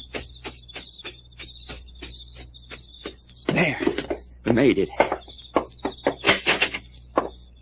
Hey, you back already? Yes, sir, and look at the prize we got. Shut the door, Doc. Duke, help me pull down the blinds. Yeah, sure. But where's Curly? Well, he wasn't around. Jasper's still out looking for him. Maybe he's up with Jim Ross. Yeah, maybe. All right, sit down, Sweet. Jack said, sit. Yeah, that's better. Shall I take off the gag, Jack? Yes. But don't yell, Sweet, or you get a fist right in the teeth. Now take it off. Uh-huh. There you are. What's the meaning of this? Shanghaiing a fella right out of his own chicken roost? Son, I sure do like to hear you talk. Hey, Curly, and I get turned loose, I'm going to raise more trouble with you fellas than you can take care of from now on. Well, it's fair, isn't it?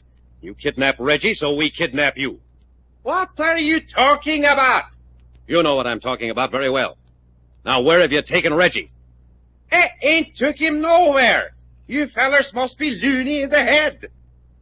Now, there's no use trying to give us that stuff. We've caught Benny and Mudd, and they've confessed the whole thing. They said you and Curly helped them abduct Reggie. Who? Benny and Mudd. Well, for goodness sake, who's them guys? Jack, it ain't no use. Sweet ain't gonna talk until we work on him a little. What you mean, work on me? You see, Jack, he's too innocent to know what it's all about. I'm just a good-natured Swedish boy with a wife and 6 children. Now, ain't that sweet? Duke, is Sweet married? Not that I ever heard of. But they're all back in the old country. Come on, Sweet. Shall I turn Doc loose on you? Hey, tell him to put that knife away. I bleed easy. Jack, you remember the time I skinned that pirate alive down off the Strait Settlements? It wouldn't tell us what we wanted to know. My goodness gracious. Skinned him alive? Sure did, son. Right before his very eyes. Now then, how about it, Sweet? Where's Reggie? Fellers, look at me, sweat standing out all over me. You boys is making a big mistake, picking on a nice, sweet, good-natured Swedish boy like me. We're giving you one more chance, Sweet. Where's Reggie? Well, I guess there ain't nothing to do but shut my eyes and grit my teeth. Will you look at him, Jack? Ain't that the awfulest expression you ever did? Go ahead, fellers, but remember I bleed easy. All right, Doc, that's enough. You can open your eyes now, Sweet. Is it over already? We're not going to use a knife on you. You ain't? No. By golly, I feel better already. But, darn it, Jack, we didn't get a thing out of him. I know, but I just got a better idea. Turn him loose. Turn him loose? That's what I said. All right, but it don't make sense. There you are, Sweet. Now, get to going now. Thank you, boys. It's been mighty pleasant knowing you. Doggone, Sweet, you can't help laughing at But it. what's your idea, Jack? Jim Ross has kidnapped Reggie, so he can't appear in the ring next Friday. So how about us kidnapping Big Sweet so he can't show up either? Say, now you've got something. Say, that's all right. Hey, Jack, how come I never thought of that? 9 o'clock at night in the training quarters on the Jim Ross Ranch, somewhere in Yolo County. When Jack, Doc, and Reggie first came to the Jim Ross Ranch, they found that Ross liked a prize fight better than anything else in the world. He liked fighting so well, he named his only daughter, Jack Dempsey Ross, since changed to Jacqueline. He has his own training quarters on the ranch and his own prize ring, where he puts on grudge fights between his 150 workmen every Wednesday night. And he has his own favorite fighters, Big Swede and Little Swede, 2 mammoth Scandinavian boys. He liked fighting so well that he even offered to let his daughter marry the man she loved, if Duke Carter could bring forth an amateur fighter who could defeat the Swedes. But when Reggie stepped out and accepted the challenge and showed signs that he might win the fight, it suddenly became apparent that there was something Jim Ross liked even better than prize fighting, and that was victory. It is now evident that he'll do almost anything to prevent Reggie from whipping Big Swede in the ring this coming Friday night. He imported Benny, a vicious wrestler, as Reggie's sparring partner, with orders to incapacitate the young Englishman. When this failed, Reggie mysteriously vanished, quite evidently kidnapped by Jim Ross's henchmen to prevent his appearance against the Big Swede. Well, that was this morning.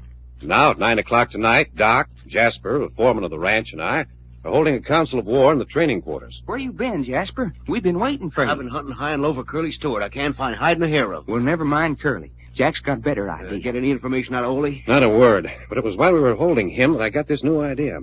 I wish Duke Carter'd come back. Where'd he go? Well, I sent him out to look for you. Oh, then he'll be along pretty soon, I reckon.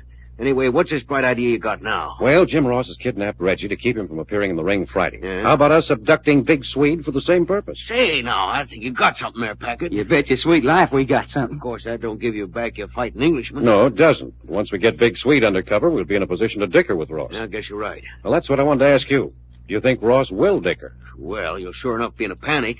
Sets a heap of store by Big Swede, and he's going to do some sweating his boots if the boy's missing. Good. Yeah, now we're getting somewhere. Now, where does Big Swede keep his self-knives? Down in the bunkhouse with the rest of the cow's chambermaids? Not in your life he don't. Big Swede's much too precious to sleep in no ordinary bunkhouse. Well, where does he hang out? One of them guest cottages the boss has got behind the big house. Yeah, he sleep there by himself? No, him and little Swede sleep there together. Well, now, that shouldn't be such an awful tough job. We just bop Big Swede over the head in his sleep, carry his unconscious carcass out, tie him up, and lug him to where we're going to hide him, and there you are. And suppose little Swede wakes up in the process. Well, bop him on the head, too. No, it ain't going to be as easy as all that. Well, how come it ain't? Because Ross is too smart. Now, he's kidnapped Reggie. You don't think he ain't anticipated us retaliating, do you? You mean he's probably got guards outside the guest cabin tonight? Tonight and every night from now until Friday, or my name ain't Jasper Fuller. Well, shucks, what's a couple of guards? We'll bop them, too. They'll be armed with orders to shoot. Well, yeah, I know, but most folks is so unhandy at pistols. Why, there ain't one man in 100 that can really protect himself with a gun. We'll just up and take their shooting irons away from them, and then we'll bop them. I wouldn't advise you to be too optimistic. Well, that's what we're going to do, ain't it, Jack?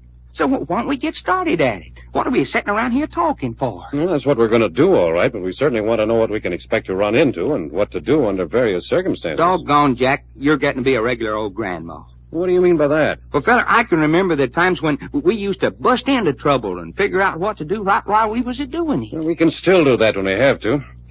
Now then, Jasper, where are we going to hide Big Swede once we get him? You want a place close by or far away? Well, as close by as we can get him and still safe from Jim Ross and his men. All right, how about up in the top of one of them silos? Silo? But won't that be one of the first places they look? Sure, only it's going to be easy to keep them from looking. I don't see what you're getting at. Well, look here. Them silos are clean full of silage, clean up for 50 feet in the air. The only way to get up there is a little ladder on the outside of the silo, just wide enough for one man. Now, if a feller was to stay up there with Big Swede, he could guard the steps against all comers till kingdom come. Doggone it, we'd be holding Big Swede prisoner right under old man Ross's nose. You like it? Couldn't ask for anything more.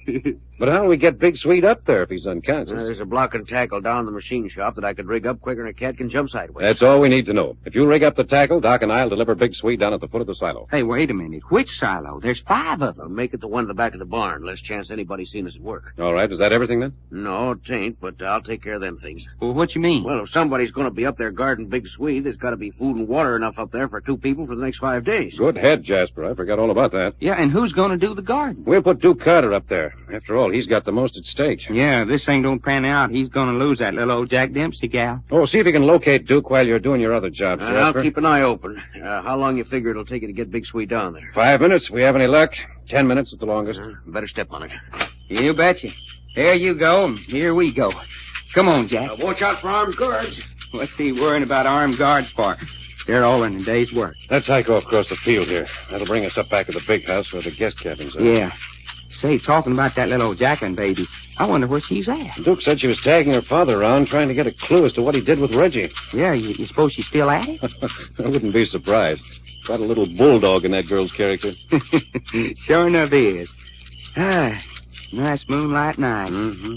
Wouldn't mind having a cute little old female gal out here alongside me instead of you on a night like this. Now keep your mind on the business at hand. Ah, yes, sir.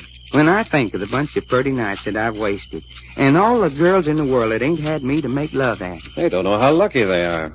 Now, what you mean by that? Winnie Mae once said to me, if and I weren't her blood cousin on my mama's side, she'd hound me to death till I wedded her. Well, it takes all kinds of tastes to make up the world. It sure does. Hey, wait a minute. Was that supposed to be a dirty crack? Keep your voice down now, Doc. You can see the outlines of the guest houses against the skyline. Yeah. You know, I just thought of something. That there Big Swede weighs 1 ounce less than a horse. It's going to be a job of toting his carcass clear down to the silo. Well, it's too late to think about that now. Unless we could catch her unconscious and make him walk. No, he'll be too much to handle. If he once starts a fight, he'll make so much noise we'll have the whole place on us. Okay, fella. But I sure ain't got no stomach for toting bull elephants. Now then, keep it quiet. We're up to the hedge. Yeah. Now we gonna get through it. It's 6 foot high. If it's an inch. There must be some way. And remember, we got to get the bull Swede through there coming back. Wait a minute. What's that gleam in the moonlight? I don't see nothing. Well, I do. Come on. Good. Just what I was hoping. What you mean? Here, feel it. An iron gate. Well, doggone, son. Just as neat as you please. Can you get it open? Yeah, just latched. Careful now. Come on through. Yeah. Leave it open in case we have to get out fast. Picture of us getting out fast, carrying 2 tons of limp hipponoceros meat. All right, follow close. Yeah. There, the cottage just ahead. I don't know. We'll have to investigate. Hold her, son. What's the matter? Look here at that shadow just alongside that window. Ain't that a man? Yeah, I think you're right. You're darn tootin' I'm right. Must have guards at each door and window. Now then, the old teamwork. I'll slip up behind him and tell him not to move, and you step up and clip him on the chin. When do we go? Now. Wait till you hear me speak to him. Okay. Here I go.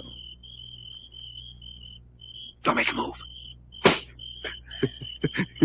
They got him, Jack. Good work. Now around the back of the house. Yeah. If there's a back door, there's bound to be a guard there. Uh-huh. Nope. No back door. Well, that's one hombre we don't have to send by. Keep on going around? Yeah, there'll be a window on the other side. Take it easy around the corner.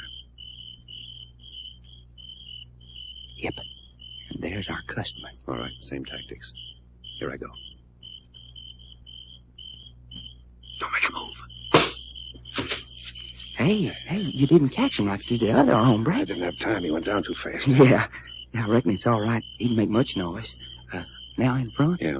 This is liable to be the hardest job, especially if the guard's up on the porch. Yeah, maybe we'll have to rush him. I hope not. If he's fast on the draw, we may be out of luck. Well, there's only one way to find out. That's to go and see. Just a few steps now, so don't make a sound. Hey, Jack, looky at that. 2 of them. Oh, that's bad. One of them's bound to make some noise before we can stop him. Hey, looky. They're standing there whispering with their heads together.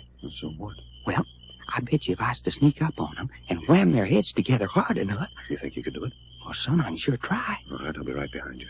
If it doesn't work, we'll each jump a man and finish it off fast. Here goes everything. I got him, Jack. You certainly did. I hope you didn't fracture any skulls. Shucks, who ever heard of fracturing a cowhand skull? So, we just let him lay? Yeah, let's get into the cabin. Be quiet on the porch in case there's anyone prowling inside. Yeah.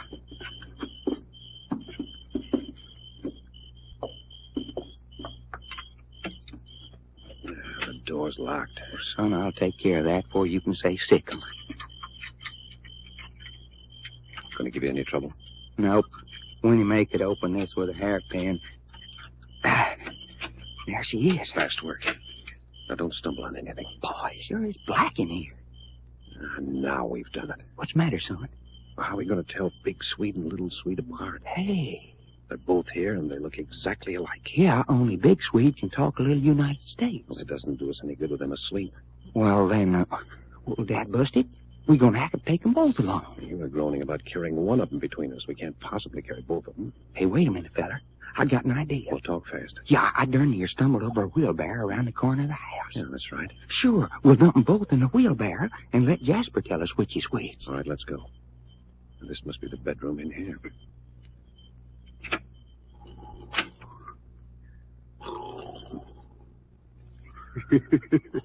Will you listen to that? Quiet. We'll each get beside a man and let them both have it at the same time. Okay. I'll get over here. You ready? Yeah. Now! All right, quick. Drag them off the beds and out on the porch. Yeah. Right out on the porch? Yes.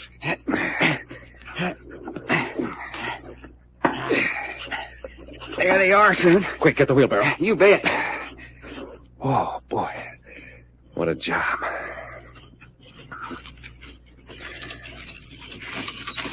Okay, son. Give me a hand with this one first. Yeah. Now the other one, right on top of it. Up we go. Well, so far it's all hunky-dory. I'll take the wheelbarrow first. You keep them from sliding up. Let's go, fella. Well, what's so funny? I just thinking. I'll bet this is the first time anybody has ever taken for a ride in a wheelbarrow. In retaliation, Doc and I kidnapped Big and Little Swede. Ross's team of fighters and stowed them away up on top of one of the big 50-foot silos on the place with Duke Carter to guard them. The only means of reaching the top was a small iron ladder attached to the outside of the silo, which allowed only one man to climb up at a time. Besides guarding the two Swedes, Duke's job was to prevent any of Ross's men from climbing up and releasing the two fighters. And now here I am with Doc, Jacqueline, and Jim Ross himself at the foot of the silo, while peering out 50 feet above is Duke Carter. How you doing up there, Duke, old kid? Doing fine. And I'm a long ways up in the air. Hello, Jacqueline. Hi, Duke. You really and truly got big and little Swede out there? No kidding. Tied up tighter than a sack of potatoes. Ha-ha. Hey, good morning, Mr. Ross. Don't you good morning me, you no-account chicken thief. Hey, that's no way to talk to a man who's going to marry your daughter. When you marry my daughter, there'll be 2 moons in the sky. Is that true, Jacqueline? Do I have to wait that long? You wait that long to marry me, Duke Carter, I'll run away with Doc Long. Now you're talking sense, baby. Hey, you keep away from that Doc Long. Well, you heard what I said. I want to get married, and I don't want to wait forever. Well, Ross, what do you think of the setup? I'll send men up that ladder and get my Swedes out of there in no time. I don't think so. Any man climbing that ladder is going to have to use his hands for hanging on.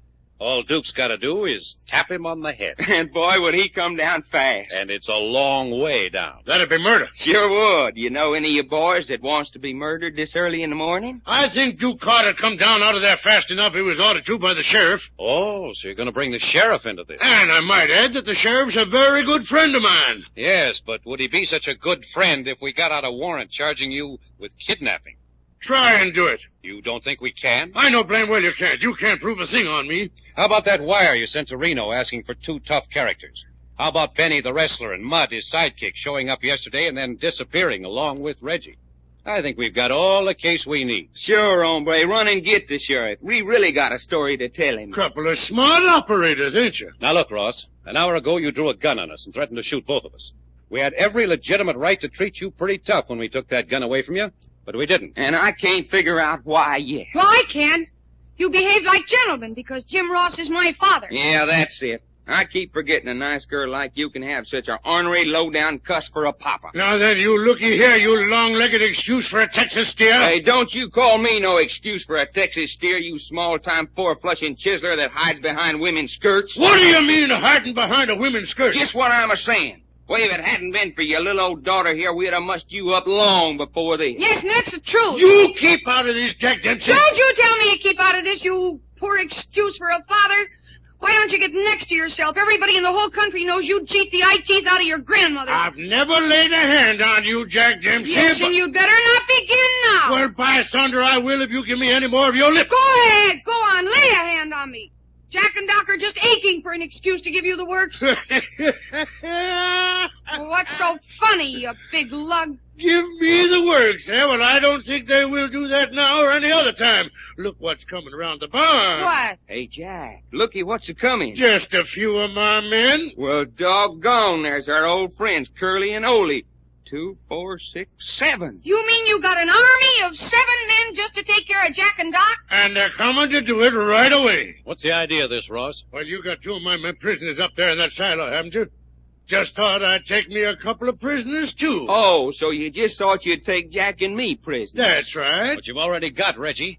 Well, that'll make me one up on you, won't it? Well, of all the mean, low-principled fathers a girl ever had. Never mind that, Jacqueline. They're getting close. We haven't got time for that. Yeah, what have we got time for, Jack? To get ready to fight. Son, them is just the words I was hoping you'd say. You mean you 2 are going to fight all 7 of them? Why, Jacqueline, honey, I remember the time in the Philippines when me and Jack was up against 21 ripped... Doc, will you shut up and get ready? But, son, I am ready. I want my back against something so one of them can't hit me over the head from behind. Well, what's the matter with this here silo? All right.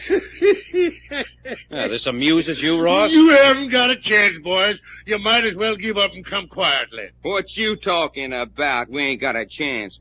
Why, you're just plumb sending your hombres to quick and sudden death. Duke Carter, can you hear me up there? Yeah, I can hear you.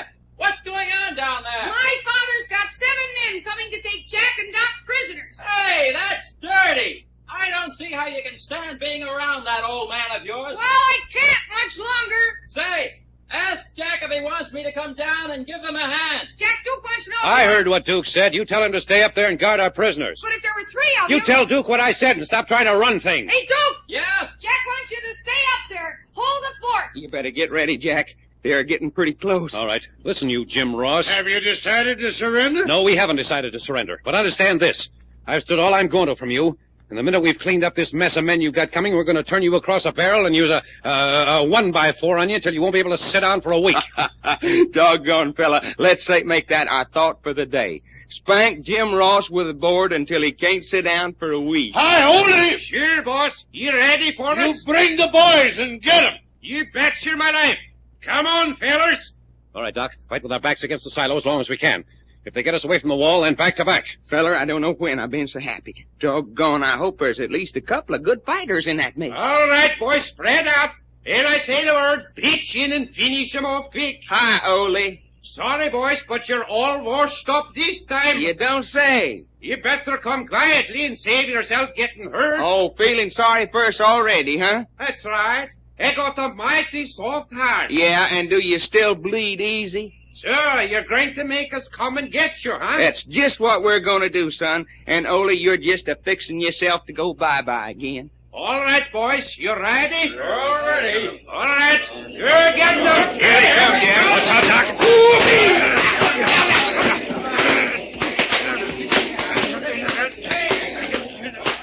Come on, Jack. Attaboy, Doc. Get a boy, Doc. Hit him again. Oh, that's it. Go ahead and laugh. Oh, why didn't I think of this before? This is the best fight I ever had. Oh, you make me so mad. Hey, look, 2 men are down. 2 men are down. Fight him, Jack. Fight him, Doc. Fight him. Fight him. How we doing, Jack? Save your breath for fighting. You get you. Honest, Grandma, I don't know when. I had so much fun. Come on. Oh, this is lovely. It's lovely. 4 of them down. 4 of them down. Only 3 to go. Call out the reserves. I want those men captured. Ha-ha. How do you like it now, my double-crossing father? Oh, boy, wait till this gets around the country. Jack and Doc alone beat up 7 of your best They men. can't do this to me. Oh, yes, they can, and they're doing it beautifully. Hey, there he goes. There he goes. That's 5 men down. Only 2 men left on their feet. Wow. Looky, Jack, only 2 of them left. Yeah, which do you want, Curly or Ole? Let me have Ole. You care? All right, let's go after him. Hello, Ole, you old city cat. So we meet again, You huh? sure enough do, and I'm going to knock your block clean off your shoulders. Can you imagine that? Shucks, you don't call that no blow. Hurry up, Doc. Finish him off. Hey, you finish off, Curly? Yes, Curly's washed up. That's all I wanted to know. Look out, Ole. And here comes one I've been waiting for. Yeah, boy, Doc. Get away, Doc. He's down. He's down. Hey, down there, you fellas. That was a grand fight. Congratulations. Thanks, Duke. Just part of the day's work. Ha-ha. Boy, what a mess of humanity. Hey, Ross, do you always have your ranch messed up with unconscious hombres? This is an outrage. Outrage nothing. This is the most wonderful thing that's ever happened on this ranch. An outrage, I tell you. You 2 men should be locked up. You're too dangerous to be left running around loose. What you mean, dangerous? We're just as gentle as lamb stew. Ross, you remember what I told you? What do you mean? I said the minute we cleaned up this mess of men, we were going to turn you over a barrel. No rough stuff. He says no rough stuff. Hey, Jack, how about that barrel over yonder? That's the very one I had in mind. No, you're not being serious. You don't think so? Come along. No, listen to my arm. Come along. No. Doc, get some boards. Hey, you really mean you're going to whale him with a board? You're going to see your father spanked until the sparks No, fly. I won't have it. It's preposterous. Here you are, Jack. Here, how are these? Well, they look pretty light. This here one looks like a Jim Dandy. All right, Ross, lay over this barrel. No, you let me alone. Get over that barrel. Help! Who gets the first wallop? You wham him till you get tired, and then I'll take her out. Movie! Pull up his coattail. I'll hold him. Hold everything! Here, hold still. Stop killing me. I can't stand it. Listen to him suffer. Stop! Oh, Jacqueline, make him stop. Father, did you call me Jacqueline? Oh, yes, Jacqueline, darling. Help me, dear, help me. That's the first time in your life you ever called me Jacqueline. Oh, Jacqueline, my daughter. Ouch! If I make them stop, will you never call me Jack Dempsey again? I promise. Oh, save me. And will you let me marry Duke Carter? Yes. Oh. I'm being killed. Ha! All right, Father. Now, where's Reggie York? I'll tell you. Well, go on and tell him. He's tied up in the pump house by the reservoir. Pump house by the reservoir? Is that the truth, Yes, Ross? yes. All right, Doc. I guess that's enough. Just one more for good luck. Oh, that did it. That did it. I'm a ruined man. Reggie, old son, I don't know when I've been so glad to see your homely face. I say it's jolly well mutual. You know, Jack, I think this here occasion calls for a doggone celebration. Wine, women, and song. Look here now, that would be a bit of a... Yes, sir. Today's one of them days. Why, we had ourselves a swell fight this morning with 7 medium good fighters. I say, Duke Carter says the bunkhouse looks like a full-fledged hospital. And he ain't kidding either. And as I was saying, we had ourselves a fight, which always makes me feel good. We turned Jim Ross across the barrel and whammed him with a board till he yelled uncle. And on top of that, we got old Reggie back again. Yes, sir. Wine, women, and song. Nothing less. Nothing less, he says. Only thing, wine gives me a headache big enough for a hipponoceros, and I can't sing worth shooting. Which leaves women. Yeah, and the only woman in miles is that little old she-daughter of Jim Ross. Well, Jacqueline's a lot of woman. I say she's a lot of woman. Boy, there's enough get up and get in that gal for a dozen females. What Duke Carter wants to tie himself up to a she-whirlwind like her for... I just can't plain figure out. I say, he's in love with her. Well, he sure gotta be to take what she hands out. Reggie. We. Reggie, you sure you feel all right after having been tied up all that time? Oh, yes, quite. Bit of a bruise on the back of my head where they slugged me before they carted me off. The 2-timing yellow dogs. Why, that Benny and Mud just slipped up behind you in the dressing room and whammed you behind the ear? What was that it? Yeah, that's about the way it happened.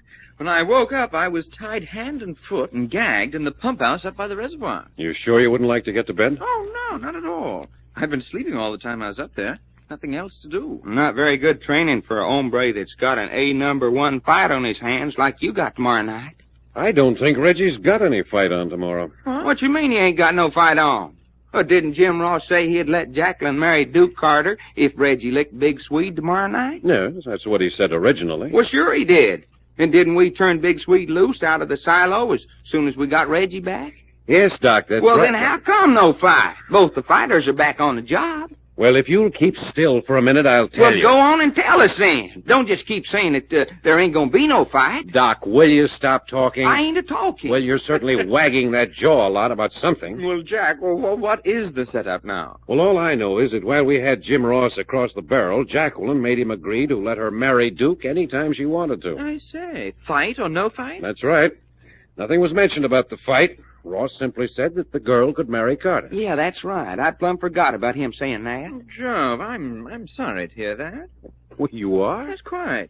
Now, I was looking forward with real pleasure to meeting Big Swede. Well, of course, if you insist. Oh, no, but look here. It takes all the meaning out of it to fight without a reason. Well, that's silly, Reggie. What's anybody want a reason for fighting for? I say. Well, shucks, fighting's enough reason itself. Me, I'd just like to wham somebody just to be whamming him. Well, let's make that our beautiful thought for the day.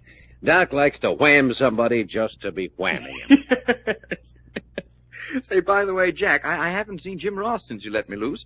Where is the old codger? Well, Jim Ross is indisposed. Indisposed my grandma. He's just plain sick in bed. I say, really? He sure is. And I bet you can't guess where he's ailing. No, I don't think I can. He's ailing in the spot where I busted him with a board while he was laying across that there barrel. And all accounts from the sickbed report that he's lying on his face, suffering nobly. Oh, Jove, I would have given a lot to have seen that. Boy, did he holler. Every time I come down with a board, you could have heard him plumb down to Turtle Creek, Texas. Oh, I say, company. Yeah, must be Jasper. Come on in. Hi, boys. Well, if it ain't our little old Jack Dempsey. Come on in, honey. Doc, won't you stop calling me Jack Dempsey? Well, sure, sugar. Anything your little heart desires. I'm through with the name Jack Dempsey forever and ever. You are sure now? Yes, I am. You heard me make my father promise never to use that name again. We heard you, but how are you going to hold him to it? Well, I'll hold him to it, all right. I made a bargain with him. But, honey, you know your old man don't keep his promise worth a plug nickel. Well, he'll keep this one, all right. I promised I'd never tell anybody about you boys turning him across that barrel as long as he calls me Jacqueline. He's not very proud of that barrel episode, evidently. Why, he hates it. If that got around in the community, people would never stop laughing at him. So you don't mention the barrel, and he doesn't mention Jack Dempsey? That's it. But I didn't come down here to talk about that. Well, what did you come down here for, baby? To find out if Reggie's all right? Oh, quite, yes, thank you. Never felt fitter. That's good because I want you all to come to my wedding tomorrow. What, Your wedding? Tomorrow. Sure. You heard Father say yourselves that he gave permission for me and Duke to get married. But tomorrow, ain't that kind of rushing things a little? No, it's not. I got my chance to marry Duke, and by gee, I'm going to do it. Before my father feels good enough to think of new reasons why I shouldn't. And before Duke changes his mind. Yeah, before Duke... Hey, what did you say? Oh, I said Duke's a great find. You did not. I heard what you said, and you're no better than you should be. Well, let's make that our beautiful No, we can't do that. We've already got one beautiful thought for the day. Intimating maybe that Duke doesn't want to marry me. You're plumb sure he does? Of course I'm sure. I don't know any man in the country who wouldn't be crazy to marry me. Well, that's right. Any man would be crazy to marry you. Jack Packard, you stop saying that. I'll be the best wife any man ever had, and you know it. Well, not for my money. And you can count me out, too, lady. Well, what's two men's opinions? You'd marry me in a minute if I asked you. Wouldn't you, Reggie? Well, look here, I mean, say... Speak right up, Reggie. Reggie! You don't mean you don't like me either. Oh, but I say, I like you immensely. But... There, what did I tell you? Yeah, but he ain't said he'd marry you. Well, you would, wouldn't you? Oh, please, Job, I couldn't, you know. An old sick mother and all that sort of thing. Oh, poor Reggie. You're positively precious. No, not a bit of it. No, I won't have that. No. Boy, there's a way out of a proposal I ain't never heard of. Old sick mother and all that sort of thing. Reggie, you'd let an old sick mother interfere with your love life? Quite, yes. Bit of a sentimentalist, you know. Oh, look, you've all got to come to the wedding tomorrow. Yes, but Jacqueline, you can't marry in the state of California on such short notice. You've got to wait 3 days after you've announced your intention to marry. Oh, that's all taken care of.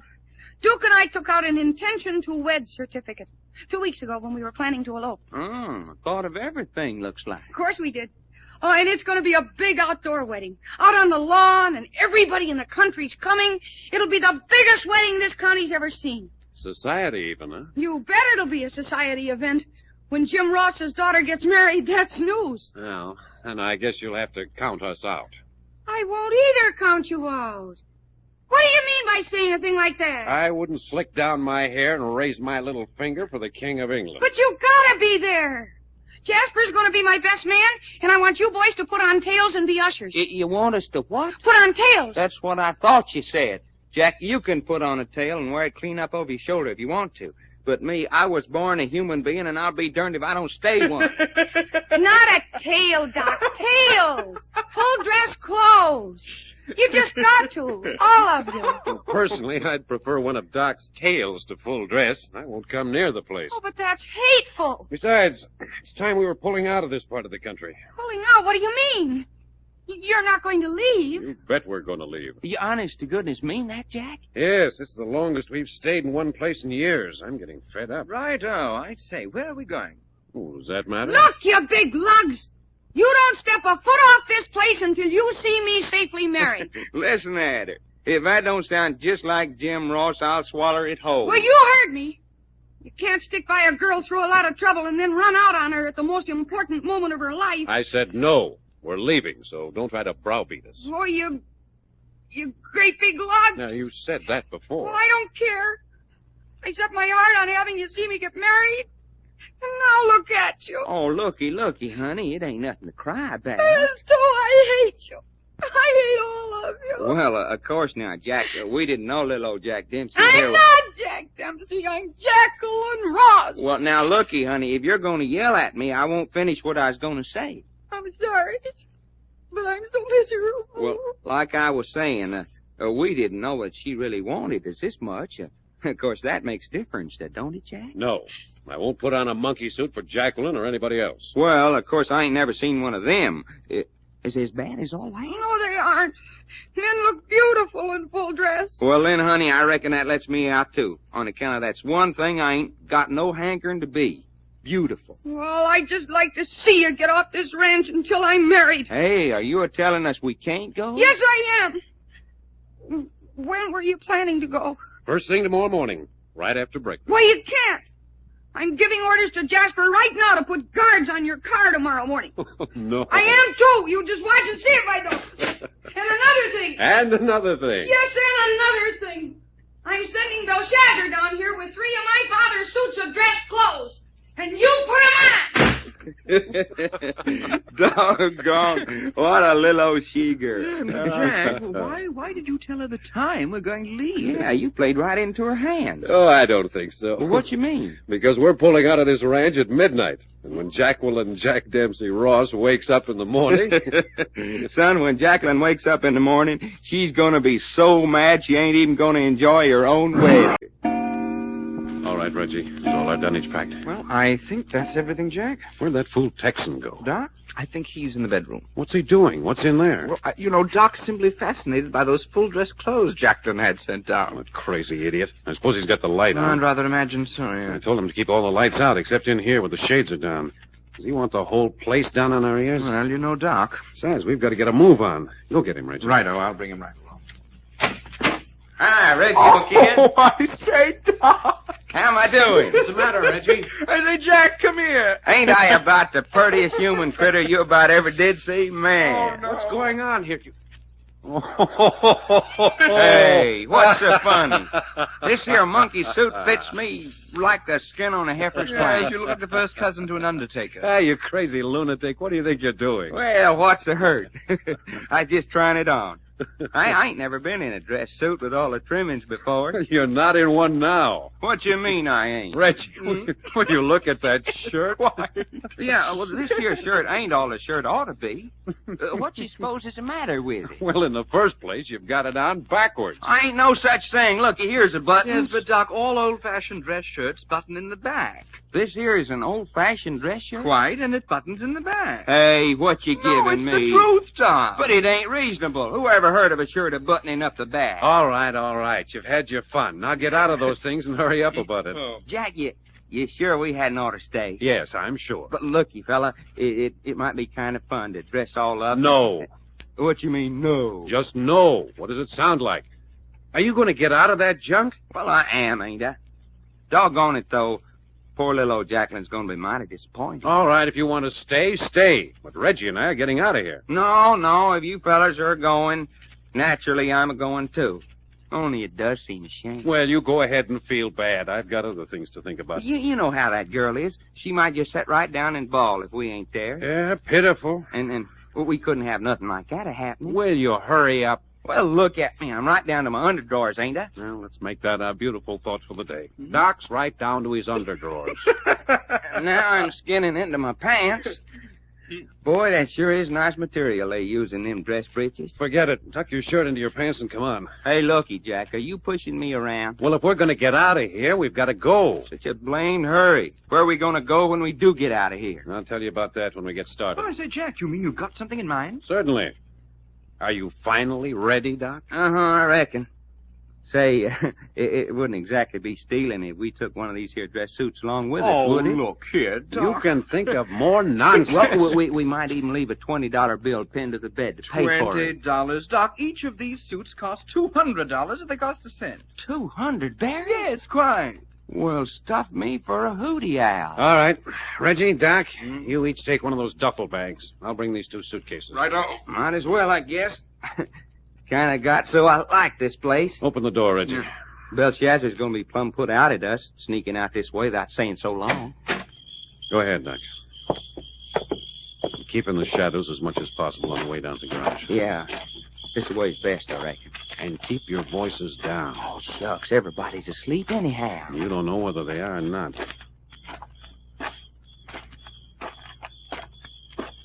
Sure one pretty night. Looky up there at that moon. Mm-hmm. Winnie Mae always said a moon like that was made for sparking. Winnie Mae always was my favorite cousin.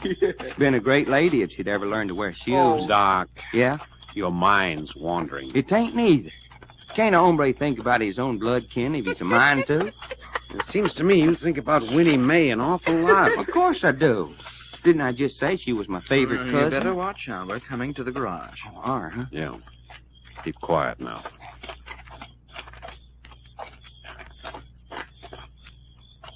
Hey, looky.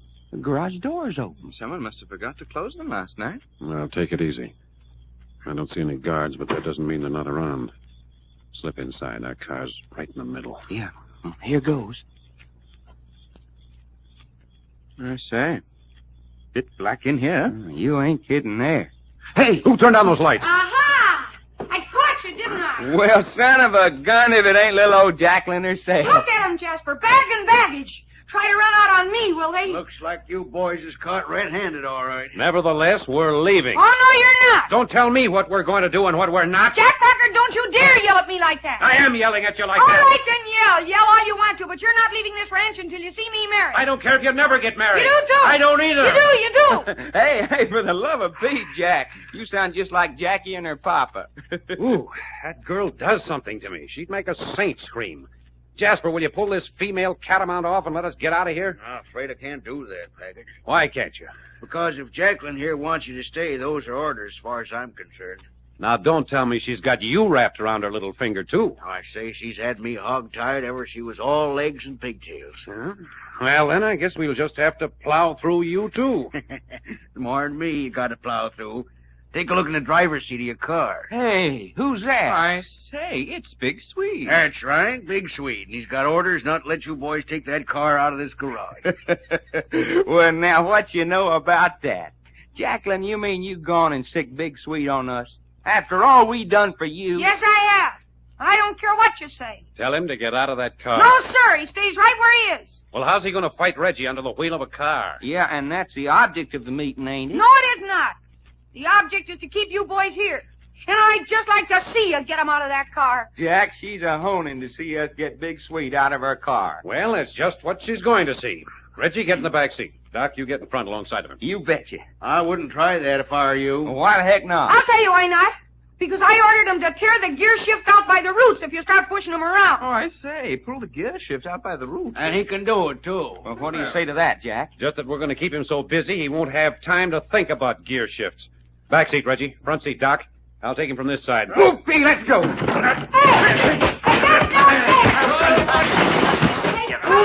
There goes the windshield. Oh, never mind that. Keep his hands off the gear shift. I say it's like fighting an elephant. There goes. Side window. give it to him, Big Sweet. Give it to him. Go on. Tear up their old automobile. Smash it to pieces. I'm glad. Smash everything. Smash them.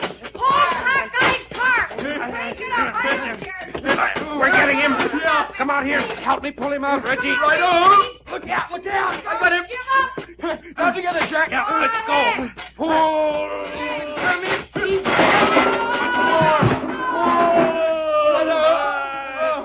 He's out. Yes, but He's pulled out. the front door off of our car. Here, you. Get up on your feet. Look out, Reggie.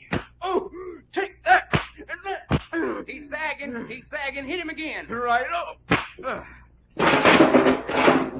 Yeah. That's the boy, Reggie. He's out. You knocked him out, Reggie boy. You great big heroes, you. 3 of you picking on one man. Quiet. I won't keep quiet. Here, Doc, take this handkerchief and gag her. Come on, You honey. let me alone. I won't keep quiet. Just listen to her. Go on, will you? Well, Jasper, we got by Big Sweet. Any more objections to our leaving? Well, I reckon not. We done the best we could to keep you. Thanks. All right, Reggie, get in and start the car. Righto. Oh, Joe, what a mess. Front door gone, windshield gone, side windows gone. Well, goodbye, Jasper. Goodbye, boys. Glad to meet you. All right, Doc, let Jacqueline loose and jump in. Okay, only first I'm going to take this gag off so I can kiss her right square on the mouth. Here we go, honey. Double-crossing quitters I ever Now met. quit talking, because I'm going to kiss You you. run out on me. Boy, you're the kissingest girl I ever did meet. I hate you. I hate all of you. Come on, Doc. Here I come. Let her go. Goodbye. Goodbye. Goodbye. Poor little old baby. She sure enough went for us, did. Yeah, didn't she? Practically tore our car to pieces. It's going to be valley uncomfortable driving without a windshield. Oh, go on. Say what you want to. There's a girl that is a gal for my money. Well, Jack, we're on our way out of the Jim Ross ranch. Now what? Yeah, fella. Where do we go from here? We're going to Santa Margarita in the state of San Marino. State of San Marino? Well, for goodness sake, where is Santa Margarita, San Marino? East Coast, just south of the equator. South of the equator? That's right. You remember Charles H. Fortune, the wealthy rubber tycoon we met last time we were in San Francisco? I say, will we ever forget him? Well, he's fitting up a South American scientific expedition for rubber exploration in San Marino. And he wants us to go along as guides and scouts. Oh, I say, bit of all right. But looky, Jack, there ain't no fighting in the equator jungles, is there? Oh, no? Well, is there? I think before this expedition is over, you'll have more excitement than you know what to do with. No kidding. You bet I'm not kidding. Well, son, lead me to it. I ain't never had all the excitement I wanted. Fist fighting and gun shooting. Boy, howdy.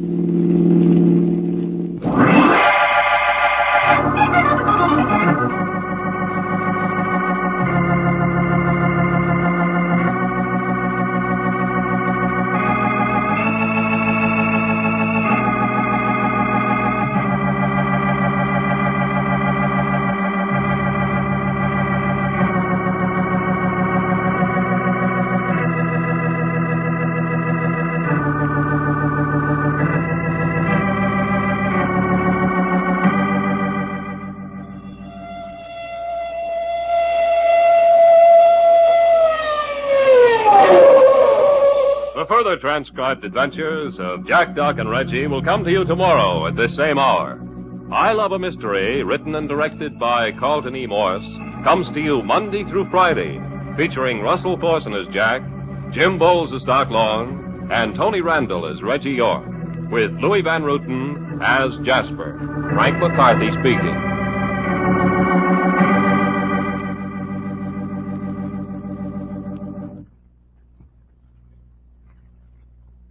This program came from New York. Meet FBI man Fred Wilk, who recently won the Wanamaker Mile, and meet Ruby Goldstein, winner of Sport Magazine's award as Referee of the Year on Bill Slater's Sports for All, over most of these stations tonight.